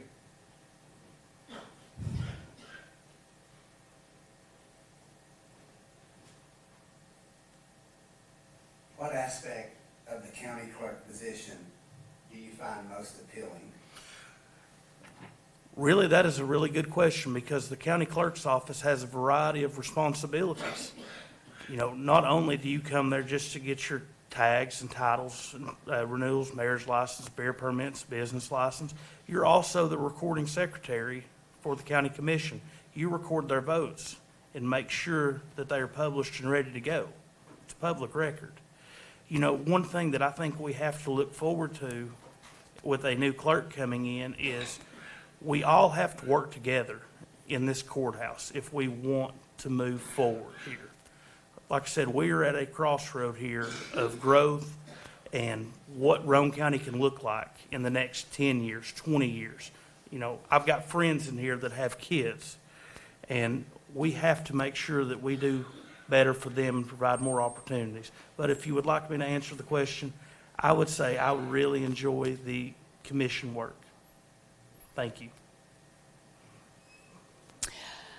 you. Working full-time, 40 hours a week, does not give me much time to get down here to campaign as much as I would like to. But I had the opportunity one day last week, actually it was on the 10th, to stand in the county clerk's office and just observe and get reacquainted with some of the ladies I worked with. But to be able to actually sit and see an elderly lady slowly walk up to get her driver's license and sit there with her, holding her up, just to be a part of a citizen, to give them that freedom. Lord only hopes that I can be 80-something years old and still get my driver's license. But to be a part of the county clerk and to be a servant and not a politician, I think the Lord has put me in this position. He has given me the education that I need to help anybody within that office, whether it be whatever finance maybe that they have. It's not just has to be the county clerk. So I have strong points for that, but I really, the strongest one and think that I would really enjoy most is just being part of the community. We have two more questions. I think they're going to be pretty straightforward. Okay. Who started that? You? Yeah, Yes. You're going to start. How many people have you managed in 2025? 2025, That's what it says. yep. At CAT, I had one person underneath me. Okay. How many managed in 2025? We would say 3. Okay, I'm just asking the question. Go You're right fine. ahead, you're good. Here's the last question. I think we asked this question to the others too. What's your practice for managing, motivating, and mentoring a strong team to lead this county in your office? Is that mine? Yes. Okay. I am a leader. I am not one that will sit in the sleigh and crack the whip. Keaton said it before, I do not expect any of my people to do a task that I am not capable of doing.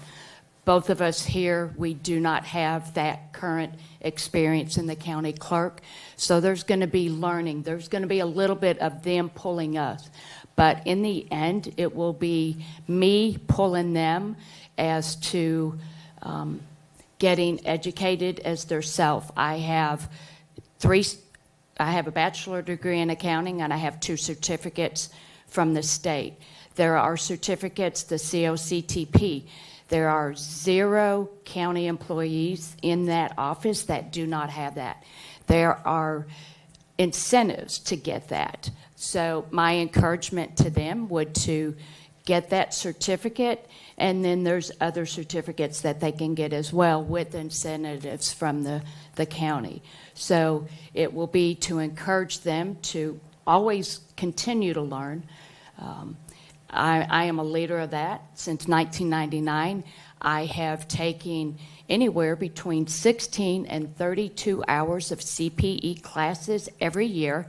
That keeps me up on ethics, it keeps me up on HR, it keeps me up on just being a leader, and plus what is going on in GASB and in the government aspect. So since 1999, I want to bring all of that education that I have to bring to my staff. If, Lord willing, I am your next county clerk. Thank you. Care to reread the question? What is your practice for managing, mentoring, and motivating a team to lead your office? I'm going to touch on what I said earlier. I will never ask someone to do something that I am not willing to do myself. What that looks like here, you have to have someone that is motivated to come in there and to push results and success. It is about building a team and a culture that allows for us to not only sustain what we are doing now, but push forward to the next level. Like I said, folks, we already have a great foundation built. The staff does a great job there. What I'm looking to do is build off of the success, what has already been given, and move it forward here. One thing that I've knocked on a lot of doors, a lot. People care about their time and accessibility. So if I can make it one step easier for you all, and let's get with some times here, reopen the satellite offices, use the mobile kiosk here. This is a constitutional office here. We have to follow the laws and the structures of which they're confined in. But what you all will not get is someone who's lazy in me. I am ready for this challenge. I'm qualified, I'm educated, and I am ready to lead this county as your next Rome County Clerk. To close out here, early voting starts tomorrow, April 15th, and runs through April 30th. Primary election day is May 5th. I want you all to ask yourself the question, do you all think I'm worthy to be your next county clerk? I've put in the work. I've put in the hours. We've invested the money. That question is up to you all. Thank you all so much. Thank you to Rockwood 2000 for hosting this tonight. God bless you all, and I hope to see you all at the polls tomorrow. I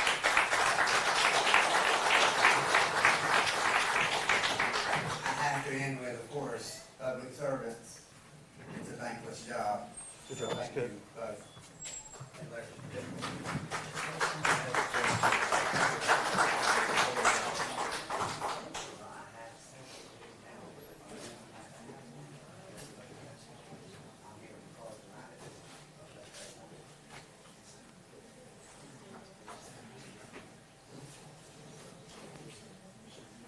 I'm sorry, of course the sheriff's the next candidates.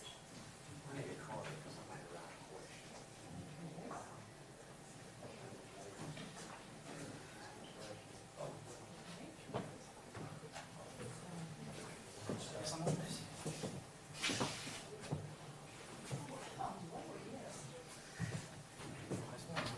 Got it.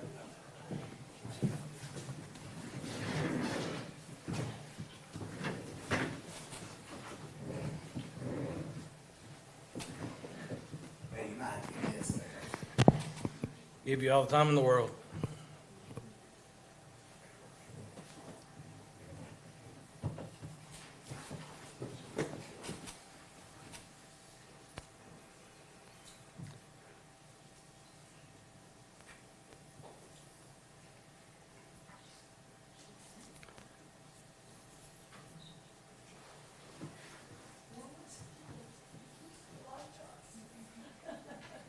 Okay, we'll start with the introduction and I'll go through this, but we'll start with Mr. Phillips. Thank you. I want to thank Rome 2000 for having this event. It's very important. We are coming up on a primary that is going to start tomorrow, runs from April the 15th through April the 30th. Election day is May 5th. We can't say that enough, just for the simple reason that most folks say, hey, August will be here before you know it. And my election as the sheriff candidate will be held in May the 5th. So a little bit of my background. I'm from Oliver Springs, graduated high school there. My wife and I have been together almost 31 years, and she's my biggest supporter here today, and I appreciate her being here. I've got various staff members in the audience here that are part of my team at the sheriff's office. And going back to where I graduated high school, Oliver Springs, on the other end of the county, had a great career in. This is the first time I'm getting a little nervous because I got everybody looking at me, but my background is law enforcement. Been in law enforcement 31 years. I have graduated high school at Oliver Springs, went to Rose State Community College, and got my associate's degree. Started in 1995 in law enforcement, and I have worked my way through every position in law enforcement, from patrol, the jail. I've been a detective in the drug unit. I've ran the patrol division. I'm currently serving as the chief deputy at the sheriff's office in half of the last 20 years. I have been able to manage the patrol division, the jail, the courts. We've got 16 campuses that we're required to manage through the school system with the SRO program. I can go to work day one. So. Thank you. Say the same thing. Thanks for everybody for being here. I'm David Laxton. I'm asking for your vote for sheriff here in Roane County. A little bit about myself. I'm from Harriman. My wife here, she's from Rockwood. I graduated from Harriman High School. From there, I went on to Roane State and graduated with an associate's degree. After that, I went on to continue my education at Liberty University and got my bachelor's degree. Been in law enforcement. This will be going on my 27th year, so a little over 25 years I've been in law enforcement. Same as Mr. Phillips, I've worked everything from patrol. I've worked all the way up through the ranks of supervisor. We've managed an SRO division at Oliver Springs. I've worked with an FBI task force, been on several drug task force. Done a real good job in my career, and it led me up to now my position as being the chief of police in the #1 position. One of the things I'd like to say that, I've done in my career is I've been a servant. I have a servant's heart. So much so that my family kind of felt like that this is a calling for them. I'm third generation law enforcement here in Roane County. We have always served to help people. It's what I believe in. So when I kind of started this as the chief, one of the things I wanted to do is get more involved in the community. We're one of the only agencies in the area with a community engagement trailer. We go around to all the schools. We go to a lot of functions. We try to break down that barrier between law enforcement and, the community. We want y'all to think that we're approachable. We're trying to really attack that. With that, after that, we come up with a grant with the Department of Justice and started what's called a community resilience team. My officers are going out in the community. They're meeting with mental health consumers. They're trying to figure out what their issues are and go ahead and, kind of knock down that barrier to where they know that the officers are approachable, trying to knock down the issues before they even happen. That being said, that brings me to my next thing. That's why I believe in proactive law enforcement. I believe going out there and preventing the crime from happening. I don't want you to call me and say, hey, my house has been broke into. I want to call you and say, hey, we had a burglar in your area. We prevented it from happening. So if elected sheriff, those are the things I'm going to bring to Roane County. Thank you. Hey, we'll get started on a lot of questions. Again, I will say, I'm reading no personal questions. So I hope everybody's okay with that. I'll start with this one. Is Roane County the only county that will not allow SROs to build comp time to take off during school breaks? That's the question I have. You might say they are allowed. I don't know. I'm just reading the question. My start. Okay. I do know that a lot of the area sheriff's departments, I believe including our own here at Roane County, allows them to build comp time. One of the issues I've seen with comp time is whether you max it out or not, what your kind of your ceiling on it is. Some of your agencies kind of have a lower comp time range because what happens is when your SROs decide to quit, take another job somewhere else, it's kind of a huge hit on your budget. They've built up 200 or 300 hours to be able to take off the summer. Financially, it takes a big hit. However, one of the big draws to being an SRO, it's a tough job. You're Monday through Friday, dealing with kids all day long, whether it's in an elementary school all the way through high school, dealing with the new cultures. One of the reasons that you want to take that job as an SRO is to have those holidays. I know we recruit a lot for SRO positions from retired law enforcement. They know the game, they know what they're looking for, they know what the threat is, and those are the best ones to have in your schools to keep your kids safe. That being said, that is the perk of having that job, is being able to have holidays off with your family, watching your grandkids grow up, watching your kids grow up. So I do feel like that they need enough hours to be able to take the summer off, take holidays off, and stay specialized in juvenile law. Thank you. You be ready for question. Yeah. It says, is Roane County the only county that will not allow SROs to build enough comp time to take off for school breaks? So, everything we do is structured around school safety. We want to make sure that the officers are present in the schools. That's the primary reason for having the school resource officers. And I'm proud to say that in the last 18 years, we've partnered with the Roane County schools, and we have overseen the security for the schools for the last 18 years. Prior to that, I was the assistant police chief at Harriman, and we managed the school resource officers for Harriman.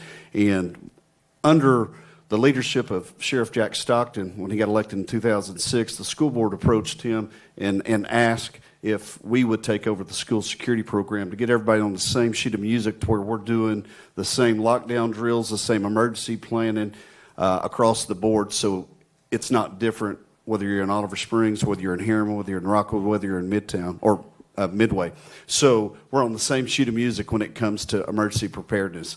As far as being able to build comp time, initially prior to Governor Lee's initiative, the school board provided 70% of our funding, and the county provided 30% of that funding. The state of Tennessee now funds that program with a $1.3 million price tag that comes to us, and it doesn't come out of our local tax money. So we're able to provide school resource officers, and that money that they were spending is going to other items. I will say that doing the comp time does help on the overtime budgets, because they're doing the football games, the basketball games, now they're doing soccer. There's so many events that the SRO is responsible for covering, and we're trying to do that at little or no cost to the school board and do it within the confines of our budget. That's part of what I do for the county, is manage the operating budget, and we do allow comp time. Thank you.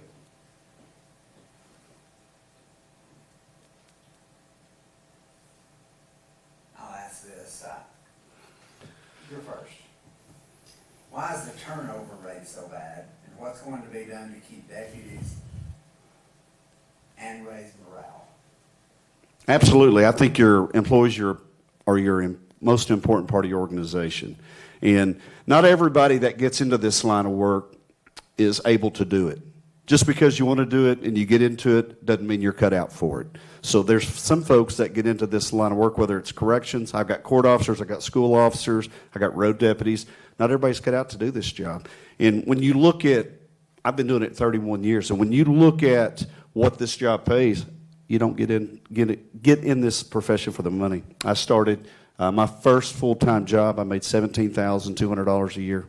Wow, I'm still here 31 years later as a law enforcement officer. So fast forward to now, we're paying our school resource officers in the neighborhood of $55,000. Our correctional staff is over $50,000.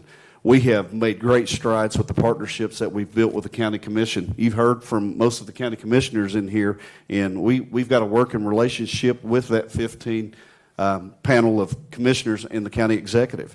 Under the county executive's leadership and the county commission, we've gotten one of the biggest raises we've ever gotten, and that has helped stability. Our turnover rate, we're fully staffed in the jail.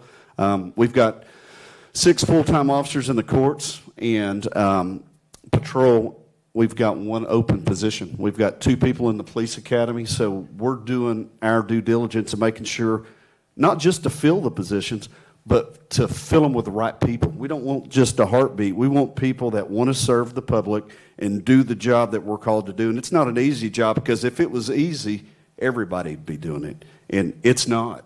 And we're looking for the most qualified people to work at the sheriff's office, and we're going to do that. Thank you. You want me to reread it? I got it. So the kind of tactic I use is quite simple. I do it with experience. What would I have wanted to do when I was a patrol officer? What would I have wanted done for me when I was a sergeant? It's kind of what I try to do. I try to remember what it was like being that patrol officer, trying to be a supervisor, trying to be a detective, narcotics, all these different things. What did I want my supervisors doing back then? I feel like coming up through law enforcement, it was pretty tough. There was a lot of things that I felt was kind of shortfalled with me. A lot of training, a lot of equipment that I could have used in the beginning of my career, I didn't get it. That being said, I take my new officers and I try to do as much as I can for them when they're young, they're first getting in it, and they're first learning. One of the things I tell people is I'm the chief of one of the smallest towns in Roane County, but I believe that I have one of the most dependable police departments around, and we have the most to offer. So when you take the officers that want to stick around, you need to get them that training by sending them to, Desert Snow, sending them to interdiction schools, sending them to specialized fingerprinting schools, special weapons and tactics. Right now, we have the only Roane County-based SWAT team around.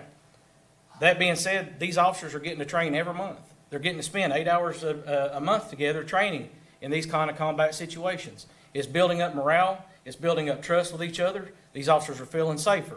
Well, that being said, we have a tough job, but the safer you feel doing that job, the more confident you are to stay and do it.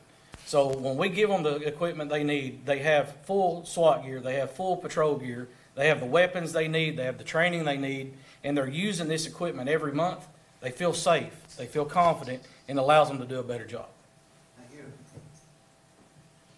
I'm going to ask this question. It's on here. Is the sheriff's department hiring? Just tell me. That's the question.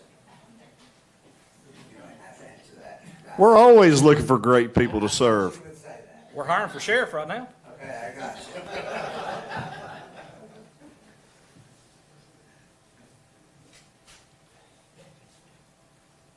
You can go first. Yes, sir. What are your plans to address the public's concern on traffic enforcement? So this is an easy topic for me. Everybody's heard of Oliver Springs. Be careful when you go through there. Well, the reason that is we believe in proactive law enforcement. It starts with traffic, it starts with the people, and it starts talking with the community. Our judges in our court system knows that we're out there being proactive. I believe we have a very partial, very community-oriented judge. He knows what we're doing. But the thing is when our blue lights are on, people are abiding by the law. They're staying safe, and they're being careful. I believe in getting in the community. I believe in getting out there and letting officers do their jobs, and we will deal with anything that we come across.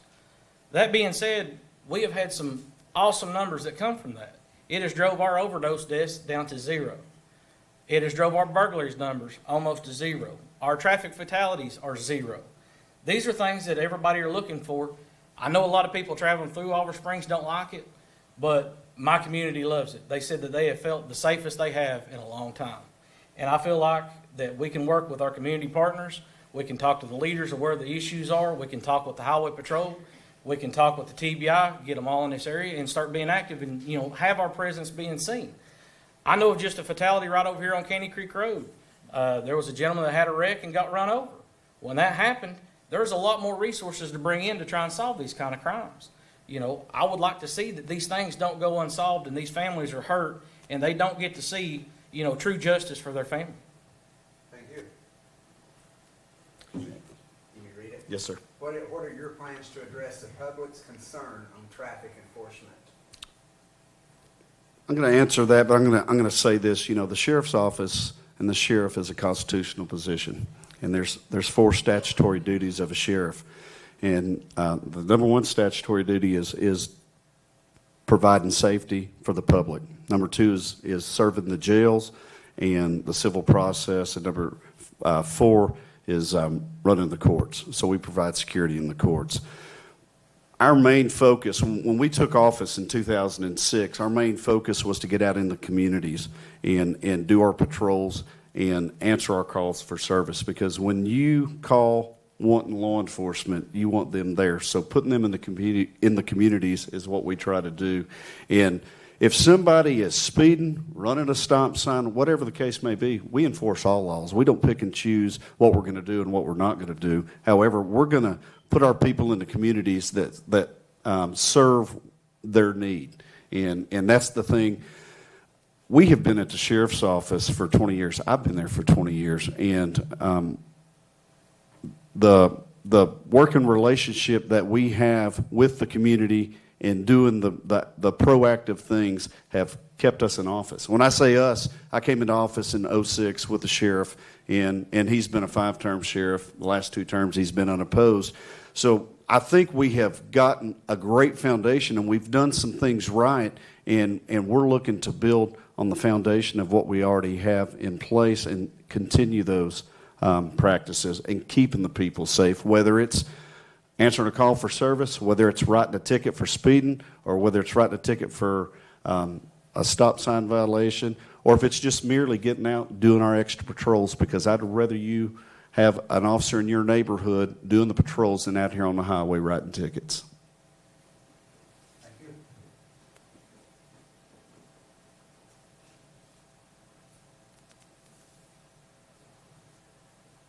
You'll be first.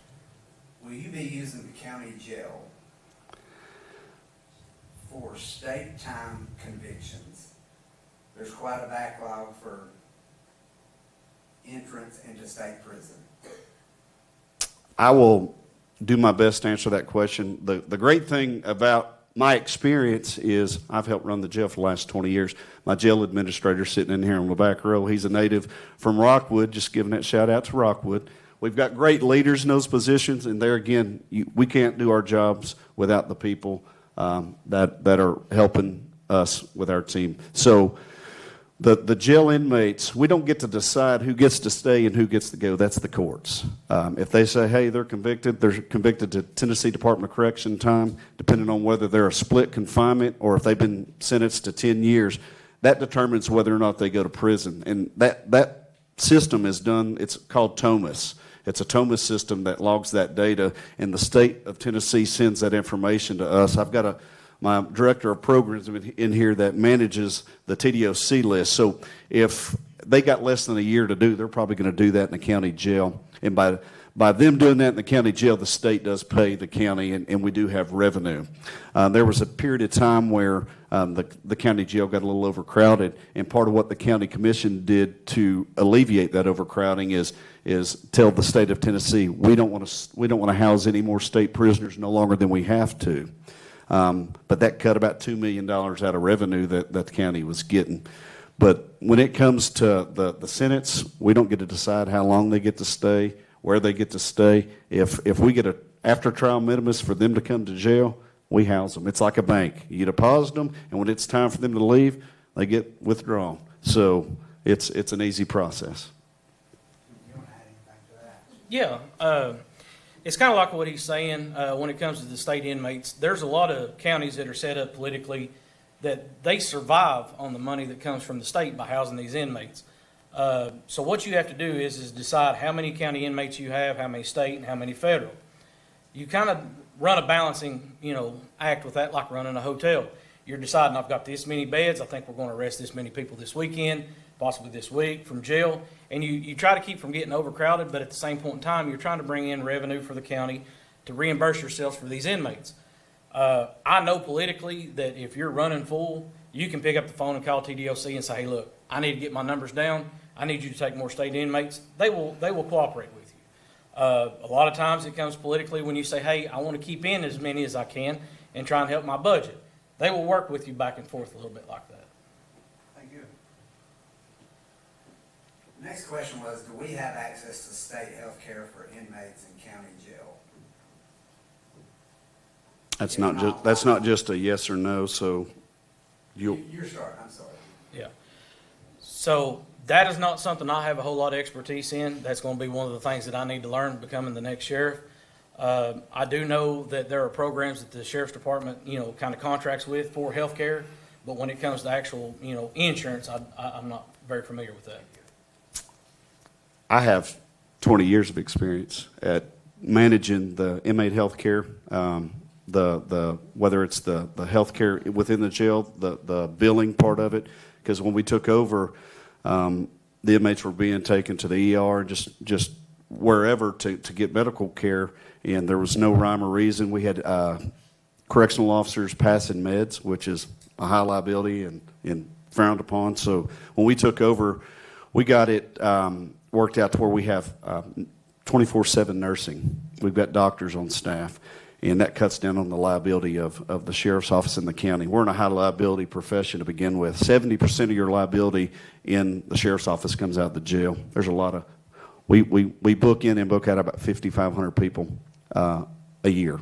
And with the health care, we're responsible for maintaining their level of health, whether they've got cancer, whether they've got HIV, whether they just got a simple cold. And we've got protocols in place with our nursing. Everybody comes in that's going to stay more than 5 minutes, they're getting a 14-day physical. That's mandated by TCI. If you got a pregnant lady, they go through the same doctor's appointments that they would if they were on the outside at the cost of the taxpayer. And we do everything to keep them in good health because we don't want anybody dying in custody. And as far as like the billing and things like that, before if the bill was $10,000, they just pay $10,000. We've got a company that scrubs our bills generally at a Medicare rate or cheaper than Medicare rate, better than what we can do by ourselves, just managing the billing process. So they're saving us money. Like where I'd go in for a broke leg, it cost me $5,000. They've got a pre-negotiated price of $1,000. So we're saving taxpayers money. I'm a taxpayer. So with the medical and the billing part of it, we've been saving money for 20 years. Thank you.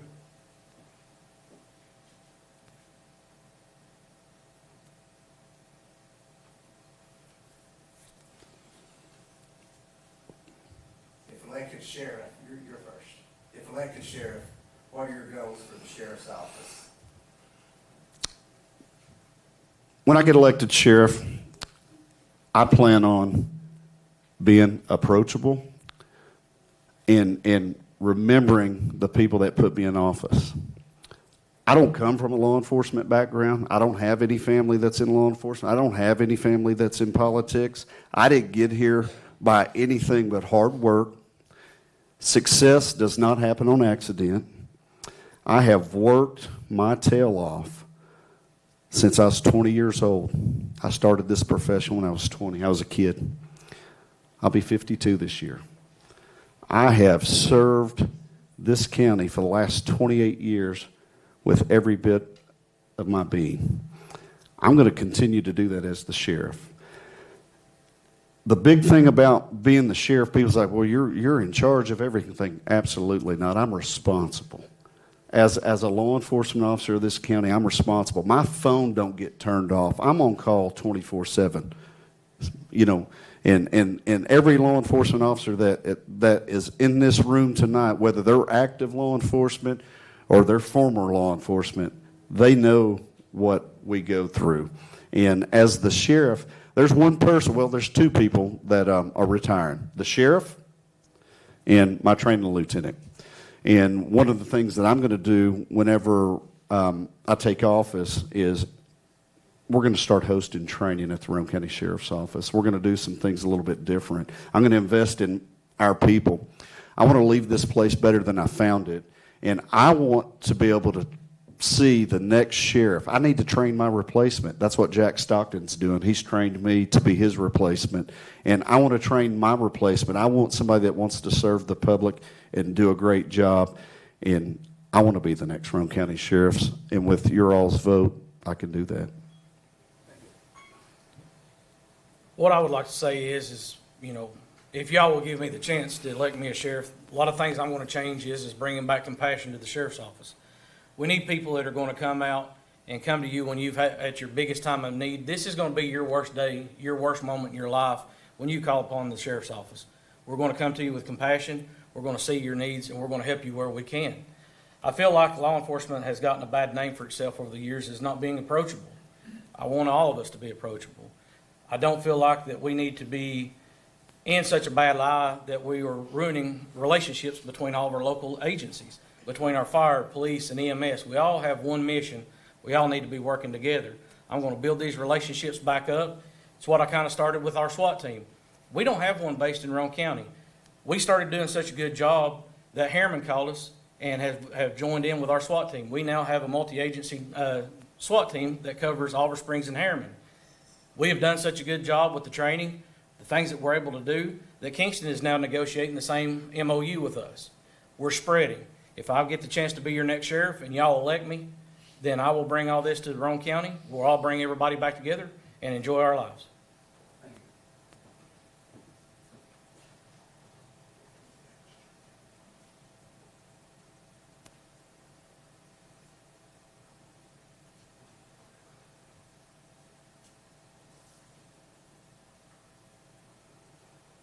I'm just trying to make sure I'm not asking the same questions twice. Okay, here's one. I think you're first. Is that right? Okay. Would you back an advisory board of citizens to review any complaints lodged against the actions of any law enforcement officer within the department? If so, how would that board be created and function? It is always good to have public oversight. We do that right now, currently at the Oliver Springs Police Department. we have a council that's made up of our citizens. We have a mayor that's made up out of our citizens. That is who I have to respond to now in the number one position as being the chief of police. So when we have a complaint, they can basically pull an inquisitory committee in to see what kind of complaint we have, what kind of issues. That being said, we could have a board like that that looks into any kind of issues if you give us a chance here at the sheriff's office to be your next sheriff. I believe in having, oversight from the community. I've operated it my whole career that way, working in law enforcement. We need your input. We need your thoughts. If we were able to create a committee like that, we would kind of compile it from, people from every community based on talking with the county mayor, talking with the county commission, getting representatives of each community, and also having as well as law enforcement partners, because a lot of the case laws that are out there says that it comes from the officer's point of view at that moment, at that time. We need to kind of help walk you through what the officers were seeing, what the issue was, and all come to an agreement whether the officer was in the good or was in the bad. We have open transparency and open accountability to everyone in this room. When it comes to dealing with law enforcement officers and the policies and procedures that govern us and what we do in the community, we're here to serve the people in the community, and we want to make sure that we have their buy-in. We want their involvement. And as far as making a board up, saying, well, we're going to let these people have a decision in how people are disciplined and things like that, I don't think is a good idea, in my opinion. The feedback from the citizens, I think, is very important. We have one of the strictest and toughest policy and procedures in Roane County, and to the point that I think a couple of other agencies have put that into place in their agencies. And our policies are defined by federal law, state law, and best practices.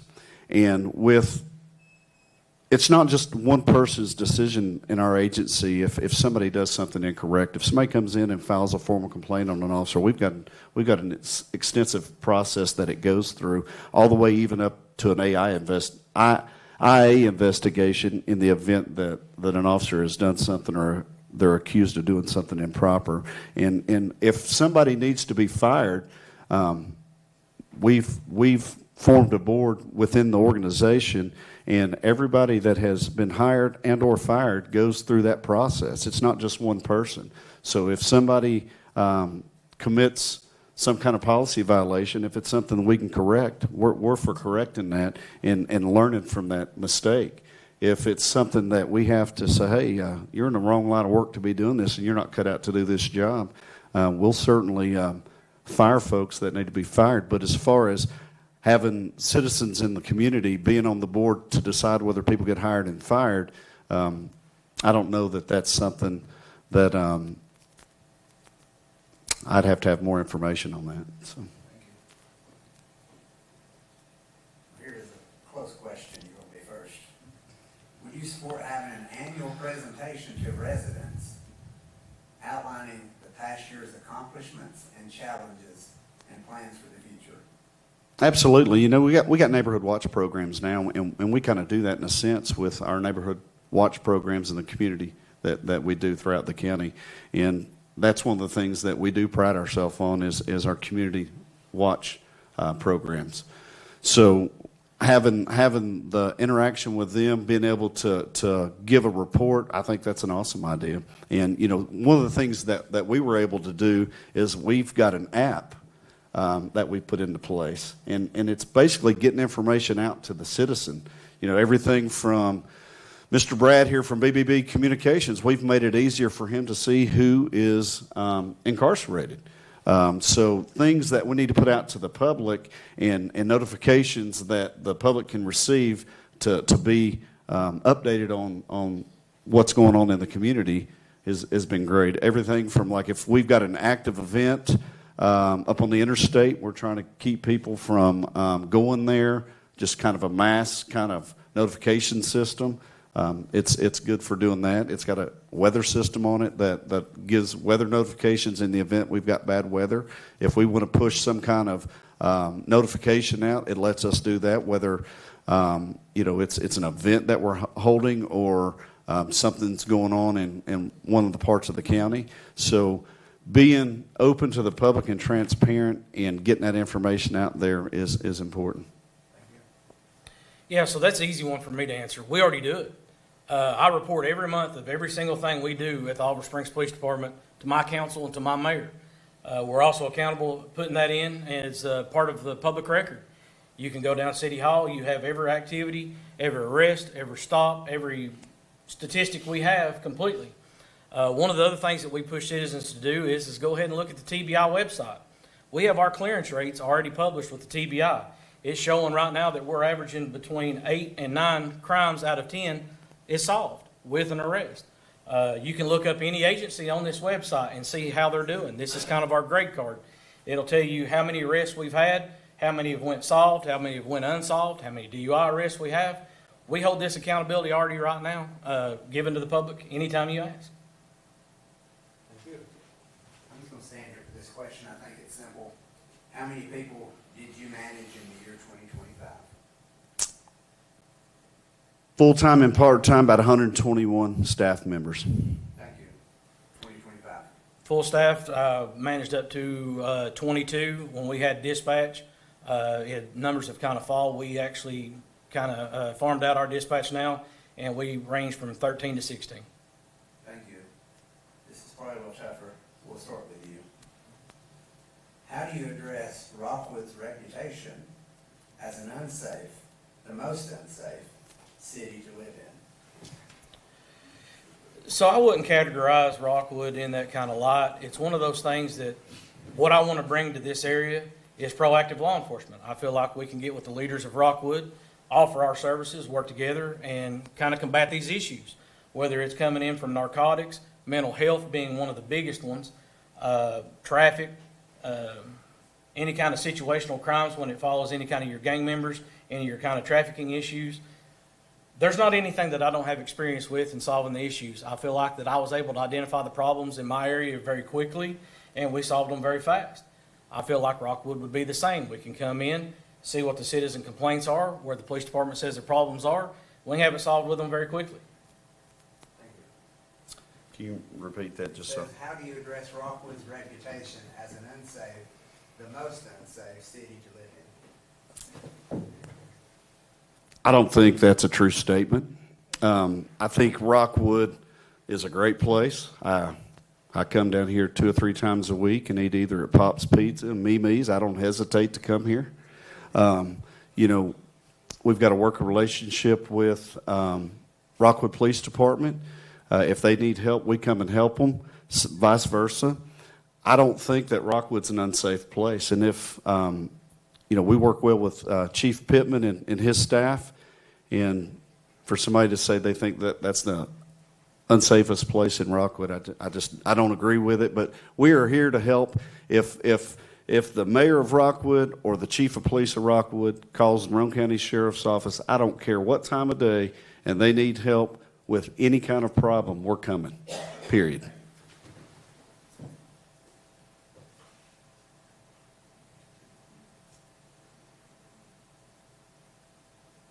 I'm going to ask this. I think it's a one-word answer, so I will ask it because it is a question. I think you're first. If you're elected to the sheriff's office, will it be your full-time job? Absolutely. Yes. Thank you. Now you will be first.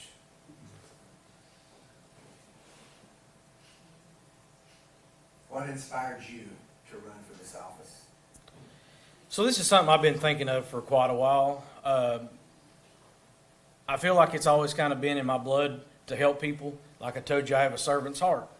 And being someone that grew up in Harriman, I've lived in Kingston, I've lived in Rockwood, currently live off Galahar Road, which, you know, is basically Kingston, but it's actually zoned Oak Ridge. I've moved all over Roane County. I really enjoy the people. I've met a lot of great people over the years. But the one thing that I hate all the time is someone calling me and say, "Hey, David, I need help. What would you do?" I'm like, "Look, I'm a chief in Oliver Springs. I can't come down here and help you." This is that avenue to help these people when they call. It really breaks my heart to not be able to do more. And so I feel like running for this position with the sheriff retiring is one of the things that I've thought about a lot. With the support of my wife and my family, they felt like it was the best decision for me, and so I'm jumping forward and running for sheriff. Thank you. I hope I can answer this in 2 minutes. You can. You're going to make sure of that, You right? will. So, you know, a lot of times you don't see things in yourself, and I'm going to go back to 1999, and whenever Jack Stockton took over the Harriman Police Department as the police chief, and when he took over, he said, "This is what I expect out of you folks, you men and women that work here, and those of us that stood by and done everything that we were asked to do and told to do." He come to me and pulled me aside and says, "I've been watching you, and you're going to do great things. I've seen your work ethic, and I see what you have to offer." Sometimes you don't see that in yourself, but he saw something in me in 1999, July 1st of 1999. And fast forward to now, I have been able to mentor people, lead people, and I have been able to help progress the sheriff's office. The sheriff's office, when we took over in 2006, is different than what it is today. We've brought in technology. We've got in-car cameras, body-worn cameras. We have given our deputies every piece of equipment that we could give them to make their job easier, because we've done it without adding people to patrol. So we've always done more with less. And that's part of why I'm in the position that I've been in for the last 23 years for the sheriff. I've been his second in command because I've been able to help bring that leadership to the sheriff's office and bring these programs with the help of our staff in making Roane County Sheriff's Office the best agency. And I don't just say that. I've got proof to back that up by the hard work and the effort our team has put forth. I can't do it by myself. It's a team effort. So you'll be electing a team with over 200 years of law enforcement. This is the final question, everybody will be glad to know. Final question, we're going to end with this. You'll be first. And it's tough because you spoke about a lot of this, both of you already. But this is your shot. Why should voters trust you to represent their interests every day? I've been a public servant my entire life, and I know that you hear that a lot with folks that are running for office. I've never ran for office. I've been a worker. I've been that person on the front lines day in and day out doing the jobs that the average person wouldn't do or couldn't do. You know, we've had some tragedy in our county, and I don't take any of that lightly, but whenever something happens, we're on the front lines. You know, we unfortunately had a shooting in Midtown, and there's 4 people sitting in this room that were probably the first 5 people there within 2 minutes of this call. So we're doing things the average person doesn't do or wouldn't do. And as the sheriff, I'm still going to do that, because there's not a switch that you turn off saying, well, I'm the sheriff now, I don't do those things anymore. I'm geared different. We're all geared different. If you've been in law enforcement more than 5 minutes, you're geared different. If you've been in law enforcement for as long as we have, you're here for the right reasons. And I'm here for the right reasons. And to be the next sheriff, I don't take that lightly. That's a big responsibility, and the people here, the county, gets to decide that. It's not a police chief and a mayor saying, hey, you're the police chief. It's 58,000 people. I don't think that many is going to come to vote. I wish they would. I wish everybody in Roane County that was registered to vote would show up. But it's the people's decision on who the next sheriff's going to be. And I'm asking for everybody's vote. I'm the most qualified to lead the sheriff's office. I can start day one, and I will work for the people. Thank you. You want me to reread the question? No, I've got it. The best thing I can say is the reason you trust me is I have already been voted into office. I know Mr. Phillips just said that it takes a mayor and somebody appointing you to police chief. Well, that's to be an interim police chief. Your representatives are your county commission or your city council. I was voted in chief of police unanimously by all 6 members of my council. You've seen council members and you've seen county commissioners, they don't agree on anything. They half vote this way, half vote that way. Well, they seen my work for the past 20 years, and they voted unanimously to make me the chief of police. I'm going to prove to you that I'm going to be the same way. You can trust me. You can come to me with your problems. I have been working for the people already. I've already been tested, and I've been proven true. If you've got any questions for me, you can approach me anytime. I'll help you any way I can, and I will be glad to be your next sheriff. Thank you. Thank you. I think that does conclude the questions for everybody. Let me say a few things, of course. You know they're public servants. I know you're tired of hearing that. No matter who you support, voting matters. Voting matters. If you're in this room tonight, you know it matters. Spread the word. I am honored to have been asked to read the questions. It was fun. You're here because of Rockwood 2000, so you probably should give them a hand. Thank you too. Thank you too. I know campaigning is hard. Thank you.